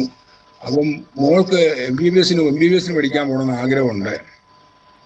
ഞാൻ പറഞ്ഞു, നമുക്ക് അതിനുള്ള സാമ്പത്തിക ശേഷി ഒന്നും ഇല്ലല്ലോ. MBBS പഠിക്കാൻ പോകാനുള്ള സാമ്പത്തിക ശേഷി നമുക്കില്ല. നമ്മളെങ്ങനെ അതിനുള്ള പൈസയൊക്കെ ഉണ്ടാക്കും? അതുകൊണ്ട് മോള് പിന്നെ അതിനെക്കുറിച്ചുള്ള ആഗ്രഹം നമ്മളൊന്നും എതിര് പറഞ്ഞില്ല. പക്ഷെ അവളോട് തന്നെ ദൈവം തന്നെ ഇടപെട്ടു. പറഞ്ഞു, ഈ ബൈബിൾ കോളേജ്, അവൾ പോകേണ്ട കോളേജും ഇതെല്ലാം അവളോട് കാണിച്ചു കൊടുത്തു. അങ്ങനെ KP ഓനാൻഡ് തിരുവല്ലയിലുള്ള ബൈബിൾ കോളേജിലേക്ക് ഇവൾക്ക് പോകണമെന്നുള്ള തീരുമാനം അവളും പോയി. അവളെ പഠിച്ചു. അപ്പൊ ഈ സമയങ്ങളിലൊക്കെ ഞങ്ങൾക്ക് വരുമാനമൊന്നുമില്ല. അപ്പൊ ഈ സമയങ്ങളിൽ ഞാൻ കംപ്ലീറ്റ് എൻ്റെ പണി വിട്ടിട്ടില്ല, പണി നടക്കുന്നുണ്ട്. പക്ഷെ എന്നോട് പല ആളുകളും പല പ്രവാചകന്മാരും പറഞ്ഞു, ശശി ബ്രദർ സ്വന്തം ജോലി ഉപേക്ഷിക്കണം, പൂർണ്ണ സമയം ദൈവവേലയ്ക്ക് ഇറങ്ങണമെന്ന് പറഞ്ഞു. ഞാൻ പറഞ്ഞു, എൻ്റെ ദൈവം, ഞാൻ അങ്ങനെ ഇറങ്ങിക്കഴിഞ്ഞാൽ ഞാൻ എങ്ങനെ ജീവിക്കുന്നത്? എങ്ങനെയാ? എനിക്ക് ജീവിക്കാൻ ഒരു മാർഗം വേണ്ടേ? ഇവിടെ ഇപ്പം ഇംഗ്ലീഷ് മീഡിയത്തിൽ പഠിക്കുന്ന പിള്ളേരെ വാടക കൊടുത്ത് താമസിക്കുന്നു, ഇതെല്ലാം എങ്ങനെ മെയിൻറ്റെയിൻ ചെയ്യും എന്ന് പറഞ്ഞു. അതൊക്കെ നടക്കും, അതൊക്കെ ദൈവം നടക്കും എന്ന് പറഞ്ഞു. ഞാൻ പറഞ്ഞു അതൊന്നുമില്ല, ഞാൻ വർക്കിലും കളയൊക്കൊന്നുമില്ല എന്ന് പറഞ്ഞു. പിന്നെ കുറെ നാൾ കഴിഞ്ഞപ്പം എൻ്റെ വർക്ക്ഷോപ്പ് അങ്ങ് ബന്ധായി. ഈ തടിയുടെ വർക്ക്ഷോപ്പ് അങ്ങ് ബന്ധായി. ഓട്ടോമൊബൈൽ ഗ്യാരേജ് അതും നിന്ന്. കാരണം 2 പിള്ളേരുണ്ടായിരുന്നു. ഒരാൾക്ക് അതിന് ഒരുത്തനെ പണി ചെയ്യുന്ന ഒരുത്തൻ ഗവൺമെന്റ് ജോലി കിട്ടി, അവനങ്ങ് പോയി. ഒരുത്തൻ ഗൾഫിൽ പോയി. പിന്നെ ഞാൻ ഒറ്റയ്ക്കായി. തടിപ്പണിയുടെ കാര്യം വർക്ക്ഷോപ്പ് ബന്ധായി. എനിക്ക് ചുരുക്കം പറഞ്ഞാൽ എനിക്ക് പണിയില്ലാതായി. പട്ടിൻ്റെ ഒരു സിറ്റുവേഷനിലേക്ക് ഞാൻ മാറി. അങ്ങനെ ഒരു സാഹചര്യത്തിൽ ഞാൻ വന്നപ്പോൾ ഞാൻ എന്ത് ചെയ്യണമെന്ന് എനിക്കറിയത്തില്ല. അപ്പം ഒരു ദിവസം എനിക്കൊരു ഒരു ചെല്ലാൻ കിട്ടി. റെയിൽവേ സ്റ്റേഷനിൽ ഒരു ചെല്ലാൻ വന്നു. നിങ്ങളുടെ പാക്കറ്റ് അവിടെ വന്ന് എടുത്തുകൊണ്ട് പോരാൻ പറഞ്ഞു. ഞാൻ അവിടെ റെയിൽവേ സ്റ്റേഷൻ ചെന്നപ്പോഴത്തേക്കും ഒരു കെട്ട് എന്തോ സാധനം തരത്തിൽ ഒരു കെട്ട് കിട്ടി. ഞാൻ അതുകൊണ്ട് ഇവിടെ കൊണ്ടുവന്നു. വീട്ടിൽ കൊണ്ട് തുറന്നു നോക്കുമ്പം അതിനകത്ത് കുറേ ട്രാക്സ് ആണ്. ട്രാക്സ് പ്രേംലാൽ കാ ദിൽ എന്നൊക്കെ പറഞ്ഞ് ഒരു ഹിന്ദി ട്രാക്റ്റുകളും. അപ്പം ഞാൻ വിചാരിച്ചു ഇതെന്തിനാ എനിക്ക്. അപ്പം ഞാൻ വിചാരിച്ചു ഒരു പക്ഷെ ഞാൻ അന്നേരം ഈ PG വർഗീസ് എന്ന് പറഞ്ഞ ഒരാളെ നിങ്ങൾക്ക് അറിയാമായിരിക്കും. PG വർഗീസിൻ്റെ ഒരു ആത്മകഥ ഞാൻ വായിച്ചിട്ടുണ്ട്. പുള്ളിക്കാരന് ഈ പത്താൻകോട്ട് ആയിരുന്ന സമയത്ത് ട്രാക്റ്റ് വിറ്റ് അവർ അരി മേടിച്ചിട്ടുള്ള കാര്യങ്ങൾ പറഞ്ഞു കേട്ടിട്ടുണ്ട്. അപ്പം ഞാൻ വിചാരിച്ചു ഒരുപക്ഷെ ദൈവം ഇനി അങ്ങനെയുള്ള പദ്ധതി തന്നെ ഒരുക്കുവാണോ എനിക്ക്. ഞാൻ ട്രാക്റ്റ് വിറ്റിട്ട് എൻ്റെ ജീവിതത്തിൽ ഞാൻ ഇനി അരി മേടിക്കണോ, ഇങ്ങനെയൊക്കെയുള്ളൊരു സാഹചര്യം എനിക്ക് ഉണ്ടാകുകയാണോ എന്നൊക്കെ വിചാരിച്ച് ഞാൻ വിചാരിച്ചു ഇനി അങ്ങനെയാണെങ്കിൽ അങ്ങനെ തന്നെ ആകട്ടെ എന്ന് വിചാരിച്ചു. പക്ഷെ ഇതിനു മുമ്പ് ഒരു കാര്യം ഞാൻ എന്ന് പറഞ്ഞാൽ ഞാൻ പറഞ്ഞു ഒരു കാര്യം ചെയ്യും. എൻ്റെ വർക്ക്ഷോപ്പ് എല്ലാം നിന്നു. അതുകൊണ്ട് ഞാൻ നാട്ടിൽ പോയിട്ട് എൻ്റെ അനിയൻ ഈ വിശ്വാസത്തിലേക്ക് വന്ന് പറഞ്ഞ അനിയൻ അവന് നല്ലൊരു പണിക്കാരനാണ്, ഇഷ്ടംപോലെ പണിയൊക്കെ ഉണ്ട്. അപ്പം ഞാൻ പറഞ്ഞു ഞാൻ അവൻ്റെ കൂടെ പോയി പണിയെടുക്കാം, ഞാൻ നിങ്ങൾക്ക് പൈസ ഇങ്ങോട്ട് അയച്ചു തരാം എന്നും പറഞ്ഞ് ഞാൻ കേരളത്തിൽ പോയി. ഞാൻ കേരളത്തിൽ പോയി അവിടെ പണിതുകൊണ്ടിരിക്കുക. അവിടെ ഒരാഴ്ച പോലും ആയില്ല. അതിന് മുമ്പ് അപ്പം എനിക്ക് ഭയങ്കര ഒരു വെപ്രാളം എന്താണെന്ന് അറിയത്തില്ല. ഞാൻ ഏതാണ്ട് തെറ്റ് ചെയ്യുന്ന പോലൊക്കെ ഒരു തോന്നലൊക്കെ എനിക്കുണ്ട്. ഞാൻ ഒരു ദിവസം ഇങ്ങനെ വിഷമിച്ച് കിടക്കുന്ന സമയത്ത് പെട്ടെന്ന് ദൈവം എന്നോട് ചോദിച്ചു, എൻ്റെ ഹൃദയത്തിൽ നിന്നൊരു ആ ശബ്ദം ഇങ്ങനെ വരികയാണ്, യോനയ്ക്ക് സംഭവിച്ചത് എന്താണെന്ന് അറിയാമെന്ന് ചോദിച്ചു. യോനയ്ക്ക് സംഭവിച്ചത് എന്താണെന്ന് നിനക്കറിയാമോ എന്ന് എന്നോട് ചോദിച്ചു. ഞാൻ പെട്ടെന്ന് ചാടി എഴുന്നേറ്റ് യോനയ്ക്ക് സംഭവിച്ചത്, യോനയോട് നിനിവേയിലേക്ക് പോകാൻ പറഞ്ഞു. യോന അവിടെ തർശീശിലേക്ക് പോയ വഴിക്ക് പിന്നെ കയറിയുന്ന കപ്പലും സാധനങ്ങളും എല്ലാം വെള്ളത്തിൽ മുങ്ങി നശിക്കേണ്ടി വന്നില്ല. യോന അവസാനം മീൻ വിഴുങ്ങി. ഇങ്ങനെയുള്ള അവസരം അതുകൊണ്ട് നിനക്കറിയാമോ, എന്നോട് പറഞ്ഞ വഴി പോകാതെ ഞാൻ വേറെ വഴിക്ക് പോയി എന്നുള്ള ചോദ്യം എൻ്റെ ഹൃദയത്തിൽ നിന്ന് വന്നു. അപ്പം ഞാൻ വിചാരിച്ചു ഞാൻ തിരിച്ചു തന്നെ പോകാം. അങ്ങനെ ഞാൻ പിറ്റേ ദിവസം പോയി. എനിക്ക് തിരിച്ചു ഒരാളോട് ടിക്കറ്റ് ബുക്ക് ചെയ്ത് ഞാൻ എൻ്റെ സഹോദരനോട് പറഞ്ഞു എനിക്ക് ടിക്കറ്റിനോട് കാശ് വേണമെന്ന് പറയാൻ കാശ് വന്നു. ഞാൻ പോയി ടിക്കറ്റൊക്കെ ബുക്ക് ചെയ്ത് എന്നിട്ട് എൻ്റെ ഭാര്യയ്ക്ക് ഞാൻ ഫോൺ വിളിച്ചു. അന്നിങ്ങനെ മൊബൈൽ ഫോണൊന്നും ഇല്ല. അപ്പം ഞാൻ എൻ്റെ ഭാര്യയ്ക്ക് ഒരു STD ബൂത്തിൽ ചെന്നിട്ട് ഫോൺ വിളിച്ചപ്പം ഭാര്യ ആദ്യം ഫോൺ എടുത്തിട്ട് എന്നോട് ആദ്യം പുള്ളിക്കാരത്തി എന്നെ എന്നോട് പറഞ്ഞത് ഒരു പാസ്റ്റർ ഇവിടെ വന്നായിരുന്നു കേട്ടോ. എന്നിട്ട് ആ പാസ്റ്റർ പറയുക ശശിപ്രദ് എന്തെന്ന് ചോദിച്ചു. ഞാൻ കേരളത്തിൽ പോയിരിക്കും. അതെന്താ കേരളത്തിൽ പോയ അവിടെ പോയിട്ട് പുള്ളി പണിയൊക്കെ എടുത്ത് ഇങ്ങോട്ട് പൈസ വെച്ചില്ലാന്ന് പറഞ്ഞ് പോയിരിക്കുകയെന്ന് പറഞ്ഞു. അപ്പം സഹോദരി യോനയ്ക്ക് പറ്റിയത് എന്നാന്നറിയാവോ എന്ന് ആ പാസ്റ്റർ എൻ്റെ ഭാര്യയോട് ചോദിച്ചു. ഇതേ സെയിം ചോദ്യമാണ് എന്നോട് തലേദിവസം രാത്രി ദൈവം എന്നോട് ചോദിച്ചത്. അപ്പൊ 2 സാക്ഷ്യം ക്ലിയർ, ഓക്കെ. അപ്പൊ എന്നോട് ഇങ്ങനെ പറഞ്ഞു. ഞാനും അത് തന്നെയാണ് കേട്ടത്. അതുകൊണ്ടാണ് ഞാൻ ടിക്കറ്റ് എടുത്ത് ഞാൻ നാളെ തിരിച്ചു വരുവാന്ന് പറഞ്ഞു. അങ്ങനെ ഞാൻ ഇവിടെ തിരിച്ചു വന്നു. ഇവിടെ വന്നു കഴിഞ്ഞ് പിന്നെ ജീവിക്കാൻ വേറെ മാർഗമൊന്നുമില്ല. ട്രാക്ട് വിട്ടെത്ര ഞാൻ ട്രാക്ട് വിൽക്കാൻ പോയി. ഞാൻ ട്രാക്ട് വിറ്റു. പുതിയ നിയമം വിൽക്കരുതെന്ന് എഴുതിയേക്കുന്ന ആ പുതിയ നിയമവും ഞാൻ വിറ്റു. 15 രൂപ വെച്ചൊക്കെ വിറ്റ് ജീവിക്കണ്ടേ. 15 രൂപ 20 രൂപ 25 രൂപയൊക്കെ ഒരു ദിവസം വിറ്റ് കഴിഞ്ഞാൽ ഒരു ദിവസത്തെ അരി മേടിക്കാനുള്ള കാശ് പോലും ഇല്ലാത്ത ഒരു വലിയൊരു കഷ്ടതയിൽ കൂടി ഞാൻ കടന്നുപോയി. ഒരു ദിവസം ഞാനിങ്ങനെ രാത്രിയിൽ നിരാശപ്പെട്ട് ഇങ്ങനെ കിടക്കുമ്പോൾ എൻ്റെ പുറകിൽ കൂടെ കൈയിട്ട് എന്നെ ഇങ്ങനെ എഴുന്നേൽപ്പിച്ച് ഇരുത്തി. എന്നിട്ട് എന്നോട് പറയാ പുസ്തകം എഴുതാൻ. ശബ്ദമായി ഞാൻ കേൾക്കുന്നത് പുസ്തകം എഴുതാനാണ്. അപ്പൊ അതിന്റെ പേരും പറഞ്ഞു ഇസ് സംസാർ കാ ഈശ്വർ, ഈ ലോകത്തിന്റെ പ്രഭു. മലയാളത്തിൽ പറഞ്ഞു ഈ ലോകത്തിന്റെ പ്രഭു. ഇസ് സംസാർ കാ ഈശ്വർ, ഈ ലോകത്തിന്റെ പ്രഭുവിനെ കുറിച്ച് പുസ്തകം എഴുതാൻ എന്നോട് പറഞ്ഞു. ഞാൻ ഓർത്തത് ഞാൻ ഇന്നവരെ പുസ്തകം എഴുതിയിട്ടില്ല. ഞാൻ എങ്ങനെ പുസ്തകം എഴുതും? നീ പുസ്തകം എഴുതണം എന്ന് പറഞ്ഞു. അതുകൊണ്ട് നീ ജീവിക്കണം എന്ന് പറഞ്ഞു. അങ്ങനെ പിറ്റേ ദിവസം ഞാനിങ്ങനെ വീട്ടിൽ എന്തിനു പറഞ്ഞു, ഇങ്ങനൊരു സംഭവം നടന്നു എന്ന് പറഞ്ഞു. അങ്ങനെ അതിന്റെ പിറ്റേ ദിവസം മുതൽ രാത്രി 3 മണിയാകുമ്പം ഞാൻ എന്നിട്ട് ഇങ്ങനെ അപ്പൊ അതിന് ആ പുസ്തകം എഴുതാൻ വേണ്ടിയിട്ട് എന്തുവാ ചെയ്യേണ്ടത്, ഞാൻ ഓരോരുത്തരുടെ പുസ്തകങ്ങളൊക്കെ ഇങ്ങനെ മറിച്ചും തിരിച്ചു നോക്കുന്നു. ഈ സംസാർക്ക് ഈശ്വരീ ലോകത്തിന്റെ പ്രഭു സാത്താനാണെന്നും, അപ്പൊ ഈ സാത്താനെ കുറിച്ച് റിലേറ്റഡ് ആയിട്ടുള്ള എന്തെങ്കിലും പുസ്തകങ്ങളൊക്കെ നോക്കി ഒന്നും കാണുന്നില്ല. എല്ലാം കണ്ടിട്ട് പിന്നെ അവസാനം ഞാൻ ഇങ്ങനെ ബൈബിളും വായിച്ചിരിക്കുമ്പം ഒരു 3-3:30 ആയപ്പം രാത്രിയിൽ എന്നെ ദൈവം എഴുതാം. ഞാൻ എല്ലാം റെഡിയാക്കി വെച്ചിരിക്കുക, പേനായും പെൻസിലും പേപ്പറും എല്ലാം എഴുതാനായിട്ടുള്ള ഒരു ഒരു ഉത്തേജനം വരണം. അതിനു വേണ്ടിയിട്ട് ഞാനിങ്ങനെ അന്ന് ആദ്യത്തെ രാത്രിയിൽ ദൈവം എന്നെ 3:30 ആയപ്പോൾ എഴുന്നേൽപ്പിച്ചു. ഞാനൊരു മെഷീൻ എഴുന്നേൽക്കുന്നത് പോലെ ഞാൻ റോബോട്ടിനെ പോലെ എഴുന്നേറ്റ് എന്ന് ടേബിളിൽ ഇരുന്നു. ഞാൻ എഴുതാൻ തുടങ്ങി. എനിക്ക് ഇത്ര അറിയാം, എൻ്റെ ഭാര്യയ്ക്കും അറിയാം ഞാൻ രാത്രിയിൽ എഴുന്നേറ്റ് പോകുന്നതും ഒരു വെട്ടം വരുന്നതും എന്നെ രാത്രിയിൽ എഴുന്നേൽപ്പിച്ചു കൊണ്ടുപോകുന്നതും. ഞാൻ എഴുന്നേറ്റ് പോയിരുന്ന് അവിടെ എഴുതാൻ തുടങ്ങി. ഏതാണ്ടൊരു 3-4 മാസം കൊണ്ട് ഞാൻ ഒരു പുസ്തകത്തിന്റെ കണ്ടൻസ് മുഴുവൻ എഴുതി വെച്ചു. പിന്നീപ്പോൾ അത് വായിച്ചപ്പോൾ എനിക്ക് തന്നെ അത്ഭുതമാണ്, ഞാനിതെങ്ങനെ എഴുതി. കാരണം ഇത്രയും നോളജ് എനിക്കില്ല. കാരണം അത്രയും നാൾ ഞാൻ ബൈബിൾ പഠിച്ചിട്ടില്ല. ഞാൻ ഒരു പ്രാവശ്യം മലാക്കി വരെ പുസ്തകം വായിച്ചിട്ടുണ്ടെന്നുള്ളതല്ലാതെ ഈ ബൈബിളിന്റെ നോളജും ബൈബിളിലെ കാര്യങ്ങളൊക്കെ എനിക്ക് എങ്ങനെ മനസ്സിലായി, അത് എനിക്ക് തന്നെ അതിശയം. ഞാനെന്നിട്ട് ആ പുസ്തകം എല്ലാം എഴുതി കഴിഞ്ഞിട്ട് അത് പ്രിന്റ് ചെയ്യാൻ പൈസ വേണമല്ലോ. ഞാൻ ഒരാളോട് ചോദിച്ചപ്പോൾ പറഞ്ഞു 30,000 രൂപ ആകുമെന്ന് പറഞ്ഞു, 1000 കോപ്പി പ്രിന്റ് ചെയ്യുമ്പോൾ. അതിനപ്പോൾ അതിയുടെ 120 പേജ് ഉണ്ടായിരുന്നു. 20,000 രൂപ ആകുമെന്ന് പറഞ്ഞു.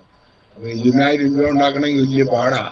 അപ്പൊ അങ്ങനെ ഒരു ദിവസം ഞാൻ ഒരു വീട്ടിലിരിക്കുമ്പോൾ അവിടെ ഒരു പ്രിന്റർ വന്നു, ഒരു മർത്തോമക്കാരനെ, ഒരു പ്രിന്റിംഗ് പ്രസ്സുകാരൻ അവിടെ വന്നപ്പോൾ പുള്ളിക്കാരനോട് ഞാൻ ഇങ്ങനെ ചോദിച്ചു, സഹോദര ഞാനൊരു പുസ്തകം എഴുതി വെച്ചിട്ടുണ്ട്, അതൊന്ന് പ്രിന്റ് ചെയ്ത് തരാമോ? ഞാൻ പറഞ്ഞു ശരി കൊണ്ടുവരാൻ പറഞ്ഞു. ഞാനവിടെ അങ്ങയുടെ പ്രിന്റിംഗ് പ്രസ്സിൽ കൊണ്ടുപോയി നോക്കിയപ്പോൾ അങ്ങേര് പറഞ്ഞു ഇതൊരു 20,000 രൂപ ആകും കേട്ടോ. ഞാൻ പറഞ്ഞ സാറേ എൻ്റെ കയ്യിൽ ഇപ്പം തൽക്കാലം പൈസ ഒന്നും, ഇത് പ്രിന്റ് ചെയ്ത് തരാമെന്നുണ്ടെങ്കിൽ ഞാനിത് വിറ്റിട്ട് കാശ് തരാമെന്ന് പറഞ്ഞു. അപ്പം പുള്ളി പറഞ്ഞൊരു കാര്യം ചെയ്യാൻ, ഒരു 10,000 രൂപ തരാമെന്നുണ്ടെങ്കിൽ ഞാനിത് പ്രിന്റ് ചെയ്ത് തരാം, ബാക്കി നിങ്ങൾ വിറ്റിട്ട് തന്നാമെന്ന് പറഞ്ഞു. അങ്ങനെ ഞാൻ പല ആളുകളോട് സംസാരിച്ച് പല ആളുകളിൽ നിന്ന് 10,000 രൂപ കളക്ട് ചെയ്ത് ഞാൻ ഈ പുസ്തകം കൊണ്ടുവന്ന് അങ്ങേർക്ക് കൊണ്ടുകൊടുത്തു. പിന്നെ ഇത് അവിടെ കൊണ്ട് പൈസ കൊണ്ട് കൊടുത്തു. അങ്ങനെ ആ പ്രിന്റ് ചെയ്തു. ഈ സംസാർക്ക് ഈശ്വരൻ ഒരു പുസ്തകം 2000 ഈ പുസ്തകം പ്രിന്റ് ചെയ്തിറങ്ങി. അത് കഴിഞ്ഞ് ഞാൻ ആ പുസ്തകം കൊണ്ട് ഞാൻ ജനങ്ങളുടെ അടുത്ത് പോകാൻ തുടങ്ങി. ആ പുസ്തകങ്ങൾ ചർച്ചുകളിൽ പോയി, ചർച്ചുകളിൽ സാക്ഷ്യം പറഞ്ഞു, പുസ്തകം കൊടുത്തു. ഓരോരുത്തർക്ക് 100 രൂപയ്ക്കൊക്കെ, ഓരോരുത്തർക്ക് 100 രൂപ, 500 രൂപ എന്നവരുണ്ട്. ഏതായാലും 1000 പുസ്തകം ഞാനത് ആ പുസ്തകം മുഴുവൻ ഞാൻ വിറ്റഴിച്ചു. അത് എൻ്റെ ജീവിതത്തിന്റെ മാർഗമെന്നുള്ളതായിരുന്നില്ല, എനിക്ക് ജനങ്ങളോട് പരിചയപ്പെടാനുള്ളൊരു മാർഗമായിരുന്നു. ജനങ്ങൾക്ക് ഞാൻ എന്നെ മനസ്സിലായപ്പോൾ ഞാൻ ആരാണെന്നും എന്താണെന്നും ജനങ്ങളുമായിട്ട് കോണ്ടാക്ട് ഇല്ലാതെ സുവിശേഷയിലേക്ക് ചെയ്യാൻ പറ്റത്തില്ല. അങ്ങനെ ജനങ്ങളിൽ കൂടി ജനങ്ങൾക്ക് മനസ്സിലാകാൻ വേണ്ടി, ജനങ്ങളെ പരിചയപ്പെടാൻ വേണ്ടി ദൈവം ഉണ്ടാക്കിയ ഒരു മാർഗമായിരുന്നു ആദ്യത്തെ എൻ്റെ പുസ്തകം. അതോടുകൂടി ഞാൻ ഈ വിലായി ദുർഗിലെ ഞാൻ എല്ലാവർക്കും പരിചയമുള്ളൊരു വ്യക്തിയായി തീർന്നു. ഇന്നും എല്ലാവർക്കും പരിചയമാണ്. ആ പുസ്തകമാണെങ്കിൽ വളരെ എല്ലാവരും അതിനെ എല്ലാവരും അതിനെ പുകഴ്ത്തി പറയുന്നത്. കാരണം എൻ്റെ കഴിവല്ല, കാരണം എനിക്ക് തന്നെ അറിയാം എനിക്ക് അത്രയും നോളജ് ഇല്ലായിരുന്നു അങ്ങനത്തെ പുസ്തകം എഴുതാൻ. പക്ഷെ എനിക്ക് ദൈവം എന്നെ കൊണ്ട് ആ പുസ്തകം എഴുതിച്ചു. ആ പുസ്തകം ഇന്നും പലരുടെ കയ്യിൽ ഇപ്പോൾ അവർ സൂക്ഷിച്ചു വെച്ചിട്ടുണ്ട്. അതിനുശേഷം ഞാൻ പിന്നെ 6 പുസ്തകങ്ങൾ എഴുതി. ഇപ്പൊ അവസാനം ഒരു പുസ്തകം എഴുതി, ഈ അനന്തകാൽ, എറ്റേണിറ്റി എന്ന് പറഞ്ഞ ഒരു പുസ്തകം, അനന്തകാലം. അതിപ്പോൾ ഇങ്ങനെ എല്ലായിടത്തും ഇങ്ങനെ പോകുന്നുണ്ട് ആ പുസ്തകങ്ങൾ. എൻ്റെ ചില കൂട്ടുകാർ, നമ്മുടെ ആളുകൾ എൻ്റെ പുസ്തകം അവർ തന്നെ എടുത്തുകൊണ്ട് പോകും, അവർ തന്നെ പ്രിന്റ് ചെയ്യും, അവർ തന്നെ വിൽക്കും. അങ്ങനെ ഇപ്പോൾ നടക്കുന്നുണ്ട്. അപ്പം അങ്ങനെ ഇങ്ങനെ ജനങ്ങളുമായിട്ടുള്ള ഒരു കോണ്ടാക്ട് ഉണ്ടാക്കുക എന്നുള്ളത് ദൈവത്തിന്റെ കാര്യം എന്ന് പറഞ്ഞു കഴിഞ്ഞാൽ, മുന്നോട്ടുള്ള എന്നെ കുറിച്ചുള്ള ദൈവത്തിന്റെ ലക്ഷ്യം ഇതായിരുന്നു. ഇവിടെ ഞങ്ങള് ഈ മോളെ ബൈബിൾ കോളേജ് വിട്ട് കഴിഞ്ഞ് മോള് പഠിത്തം കഴിഞ്ഞ് വന്നു കഴിഞ്ഞപ്പം അവള് പറഞ്ഞു നമുക്കൊരു ഇത് ഒരു ചിൽഡ്രൻ ഹോം തുടങ്ങാമെന്ന് പറഞ്ഞു. ഞാൻ പറഞ്ഞു ചിൽഡ്രൻ ഹോമോ? നമ്മൾ വല്ലവരുടെ പിള്ളേരെയൊക്കെ കൊണ്ട് പിടിച്ച് വളർത്തുക എന്ന് പറഞ്ഞു കഴിഞ്ഞാൽ അതൊന്നും നടക്കാം, അതിനൊക്കെ ഒത്തിരി പൈസ വേണം, അതൊക്കെ എവിടുന്നാ പൈസ കിട്ടുന്നത് എന്ന് പറഞ്ഞു. അപ്പം ഒരു ദിവസം ഞാനിങ്ങനെ പിന്നെ സ്വപ്നം കാണുക, ഞാനിങ്ങനെ നടന്നു പോകുമ്പം വഴിക്കൊരു പേഴ്സ് കിടക്കും. ഞാൻ ആ പേഴ്സ് തുറന്നു നോക്കി. തുറന്നു നോക്കുമ്പോൾ അതിനകത്ത് 50 രൂപയുണ്ട്. ഞാനപ്പോൾ ദൈവത്തോട് ചോദിച്ചു, ഈ 50 രൂപ കൊണ്ടാണോ ഞാൻ ചിൽഡ്രൻ ഹോം തുടങ്ങാൻ പോകുന്നതെന്ന്.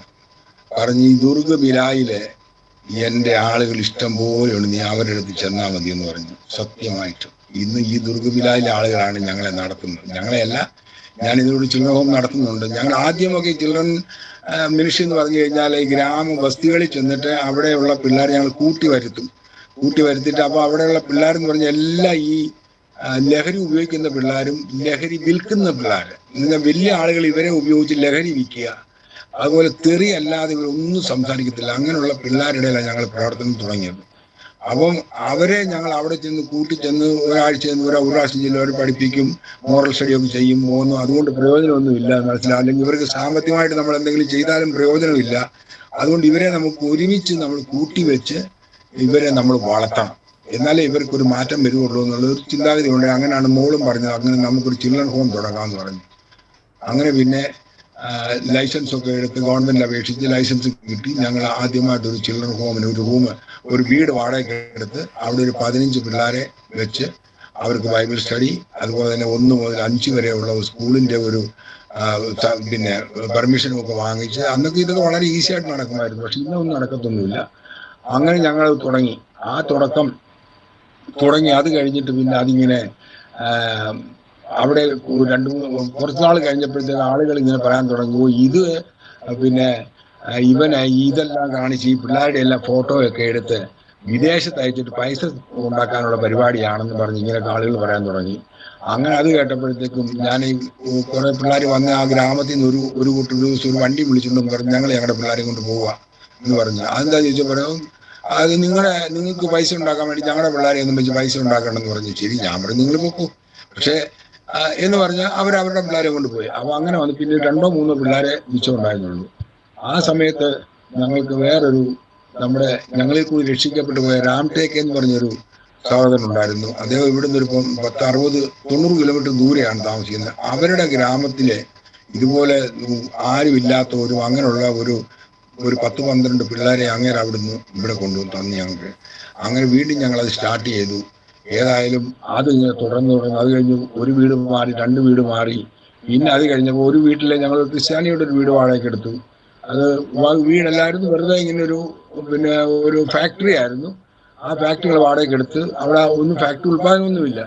അപ്പം ഒരു പ്രാവശ്യമായിട്ട് വാടക കൊടുക്കാൻ ലേറ്റ് ആയിരുന്നു. അങ്ങേര് പറഞ്ഞു, ഞാൻ പറഞ്ഞു, സാറേ ഇതിപ്പോൾ ഞങ്ങളിങ്ങനെ ഈ പാവപ്പെട്ടവർക്ക് അവരെ വളർത്താനുള്ള പരിപാടിയല്ല, അതുകൊണ്ട് ഞങ്ങളുടെ അത്ര വലിയ പൈസ ഒന്നും വിളിച്ചിട്ട് താമസിക്കും എന്ന് പറഞ്ഞ നിനക്ക് സ്വന്തമായിട്ട് നടത്താൻ കഴിയുന്നില്ലെങ്കിൽ പിന്നെ നീ എന്തിനാ ഇതൊക്കെ ചെയ്യുന്നത്? അതുകൊണ്ട് ഈ തെണ്ടി പിള്ളേരെ ഒന്നും എൻ്റെ വീട്ടിൽ വെക്കണ്ട, അവിടെ എടുത്തോണ്ട് വിളിച്ചോണ്ട് പോകാൻ പറഞ്ഞു. ഇതാണ് ഒരു ക്രിസ്ത്യാനി എന്നോട് പറഞ്ഞതാ. ഞാൻ അവിടുന്ന് വിളിച്ചുകൊണ്ട് വേറൊരു വീട് വാടകയ്ക്ക് എടുത്ത് അവിടെ കൊണ്ടുവച്ചു. ഞാനും ഞങ്ങൾ കുടുംബവും എല്ലാം ഇവരോടൊപ്പം താമസിക്കാൻ തുടങ്ങി. ആ സമയത്ത് ഒരാൾ എന്നോട് പറഞ്ഞു, ഒരു മനുഷ്യൻ, ഒരു അലോക് ഗുഹ എന്ന് പറഞ്ഞ ഒരാൾ നിന്നെ അന്വേഷിക്കുന്നു പറഞ്ഞു. കാരണം അങ്ങനെ എൻ്റെ പുസ്തകം വായിച്ചതാണ്, ഭയങ്കര ഇമ്പ്രസ്ഡായി. എന്നെ ഞങ്ങളുടെ വീട്ടിൽ വിളിച്ചു. ഞാൻ അവിടെ ചെന്നപ്പോൾ എന്നോട് പറഞ്ഞേ, ശശി ബ്രദറെ, ഞാൻ നിങ്ങൾക്ക് കുറച്ച് സ്ഥലം തരാൻ ആഗ്രഹിക്കുന്നു പറഞ്ഞു. ഞാൻ ഞെട്ടിപ്പോയി. സ്ഥലം തരാൻ ആഗ്രഹിക്കുന്നു? അതെ, ഞാനത് നിങ്ങൾക്ക് ദാനം ചെയ്യാൻ പോവുക. അപ്പൊ അതിനകത്ത് എന്തെങ്കിലും ഒരു ഷെഡൊക്കെ ഉണ്ടാക്കി നിങ്ങളുടെ ഈ കെയർ ഹോം കണ്ടിന്യൂ ചെയ്യണമെന്ന് പറഞ്ഞു. അങ്ങനെ ഏതായാലും അങ്ങേരെ എനിക്ക് 2200 സ്ക്വയർ ഫീറ്റ് സ്ഥലം എനിക്ക് ദാനം ചെയ്തു തന്നു. എല്ലാം രജിസ്റ്റർ ചെയ്ത് എല്ലാം തന്നു. എന്നോട് പറഞ്ഞു, പെട്ടെന്ന് ഇതിനകത്ത് എന്തെങ്കിലും ഉണ്ടാക്കണമെന്ന് പറഞ്ഞു. ഏതായാലും ഈ ദുർഗബിലായിലെ ജനങ്ങളിലെ, അതാണ് കർത്താവ് പറഞ്ഞത്, ഈ ദുർഗബിലായിൽ എൻ്റെ ആളുകളുണ്ട്, നീ അവരുടെ അടുത്ത് ചെന്നാൽ മതി എന്ന് പറഞ്ഞു. ഞാൻ ആളുകളുടെ അടുത്ത് ചെന്നു. ജനങ്ങൾ പൈസ തന്നു.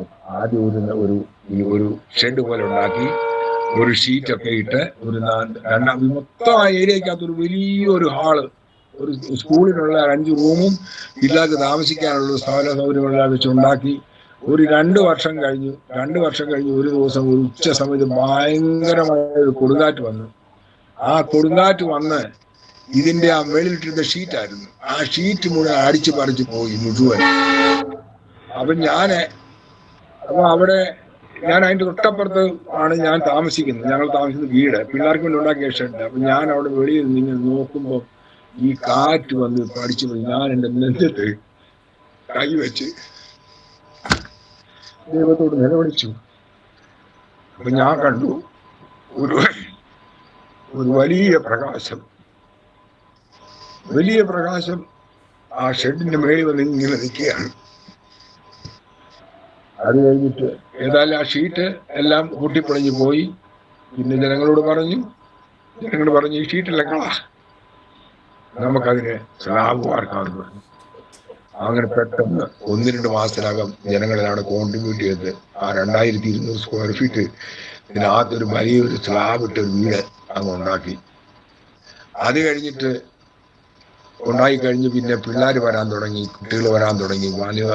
62 പിള്ളേർ വരെ ഞങ്ങളുടെ കൂടെ ഉണ്ടായിരുന്നു. ഇവിടെ 62 പിള്ളേർ. പിന്നെ അത് ഓരോ സ്റ്റെപ്പായിട്ട് മാറി ഇന്നിപ്പോൾ അത് 3 നിലയായി. 8ാം ക്ലാസ് വരെയുള്ള ക്ലാസ്സുകളായി.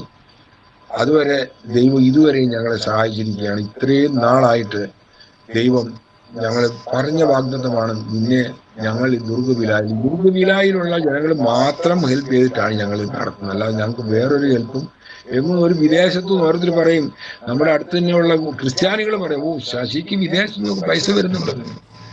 വിദേശത്ത് നിന്ന് പൈസ വരുന്നത് അല്ലെങ്കിൽ ഇത് എങ്ങനെ നടത്തുന്നതാണ് ചോദിച്ചത് ഓരോരുത്തർ ചോദിക്കുന്നത്. പക്ഷെ എനിക്ക് വിലായിൽ നിന്ന് ഒരു പൈസ പോലും വരുന്നില്ല. ഇവിടുത്തെ സാധാരണപ്പെട്ട ജനങ്ങൾ ഈ പൈസ തരുന്നു. അതുകൊണ്ട് ഈ ഈ കുട്ടികളോട് ഞങ്ങൾ ഫീസൊന്നും വാങ്ങിക്കുന്നില്ല. പിന്നെ അടുത്തുള്ള ചുറ്റുപാടുമുള്ള കുട്ടികൾ പഠിക്കാൻ വരുന്നവരുണ്ട്. പഠിക്കാനോട് വരുന്നവരുള്ളൊരു നോമിനൽ ഫീസ് വാങ്ങിക്കും. കാരണം ഫീസ് മേടിക്കാൻ വെറും ഫ്രീ ആയിട്ട് പഠിപ്പിച്ചാൽ അതിനകത്ത് ചോദ്യം ഉണ്ടാവും. പിന്നെ പല പ്രാവശ്യം എൻ്റെ പേരിൽ കംപ്ലൈൻറ്റ് ഉണ്ടായി. ഞാനിവിടെ കുട്ടികളെ കൊണ്ടുവച്ച് മതം മാറ്റുവാണെന്ന് പറഞ്ഞു.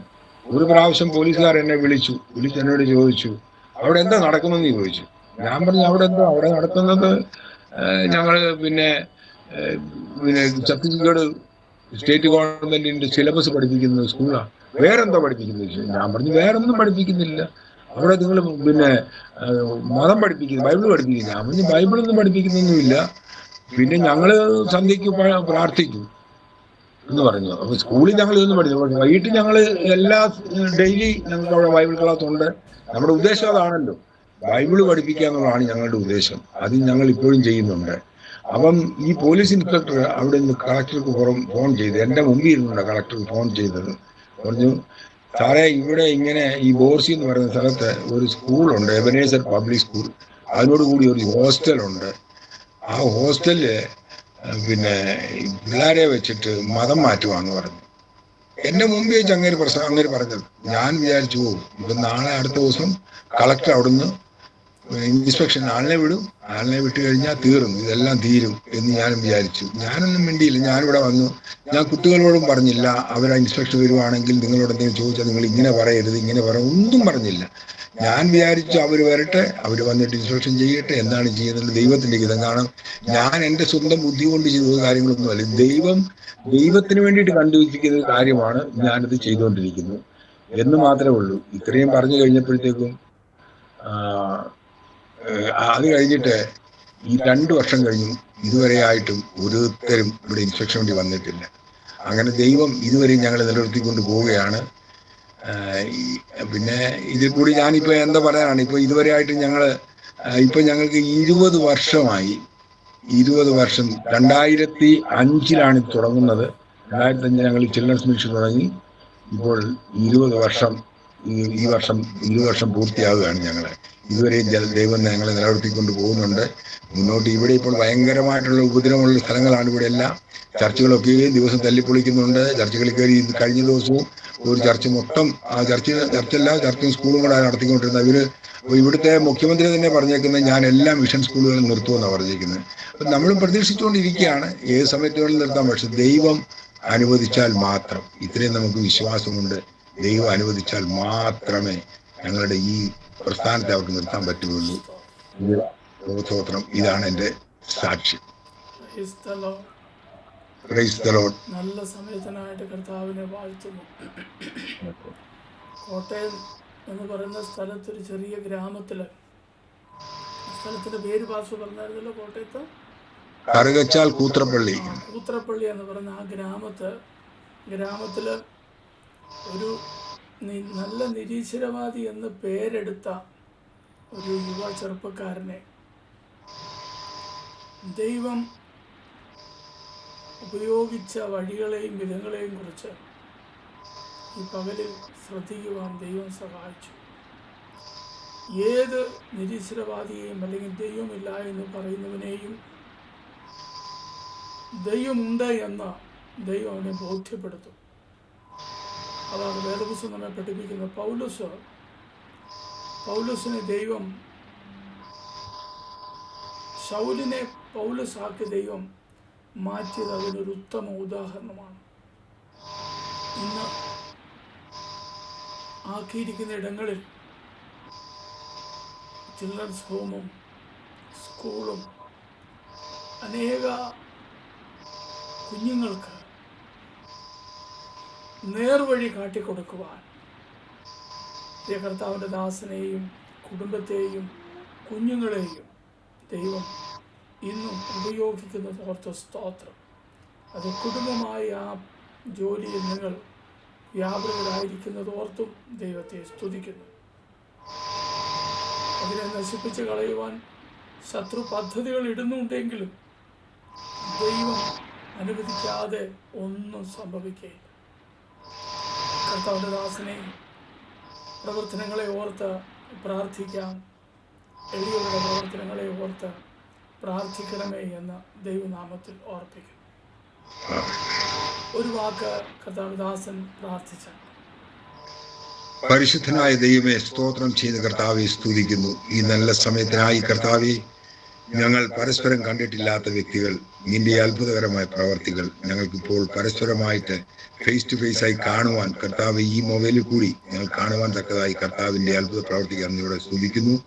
അതുപോലെ കർത്താവെ, ഇന്ന് എന്നിൽ കൂടി നീ നടത്തിയ ഈ സാക്ഷ്യ വചനങ്ങൾ അനേകർ ശ്രവിക്കുമ്പോൾ അനേകർക്ക് അതൊരു പ്രയോജനമായി തീരണമെന്ന് പ്രാർത്ഥിക്കുന്നു കർത്താവെ, സ്തോത്രം. അതുപോലെ നിന്റെ മക്കൾ നടത്തിക്കൊണ്ടിരിക്കുന്ന ഈ യൂട്യൂബ് ചാനലിനെ ഓർത്ത് പ്രാർത്ഥിക്കുന്നു. ഇതുപോലുള്ള അനേക സാക്ഷ്യങ്ങൾ കേട്ട് ഈ സാക്ഷ്യങ്ങളൊക്കെയും നിരീശ്വരവാദികൾക്കോ അതുപോലെ ദൈവത്തെ അറിയാത്തവർക്ക് അവർക്ക് പ്രചോദനമായി തീരണമെന്ന് പ്രാർത്ഥിക്കുന്നു കർത്താവെ, സ്തോത്രം. ഒരു സാക്ഷ്യം അനേക സാക്ഷ്യങ്ങൾ ഉളവാക്കുന്നു എന്നിന്റെ വചനത്തിൽ പറയുന്ന പോലെ സംഭവിക്കണമെന്ന് പ്രാർത്ഥിക്കുന്നു. അതുപോലെ ഇതിന്റെ എല്ലാ പ്രവർത്തകരെയും ഓർത്ത് പ്രാർത്ഥിക്കുന്നു. അവരെല്ലാവരെയും കർത്താവ് അനുഗ്രഹിക്കണമെന്ന് പ്രാർത്ഥിക്കുന്നു. പ്രാർത്ഥന യേശുവിന്റെ നാമത്തിൽ ചോദിക്കുന്നു, കേൾക്കുമാറാകണം പിതാവേ.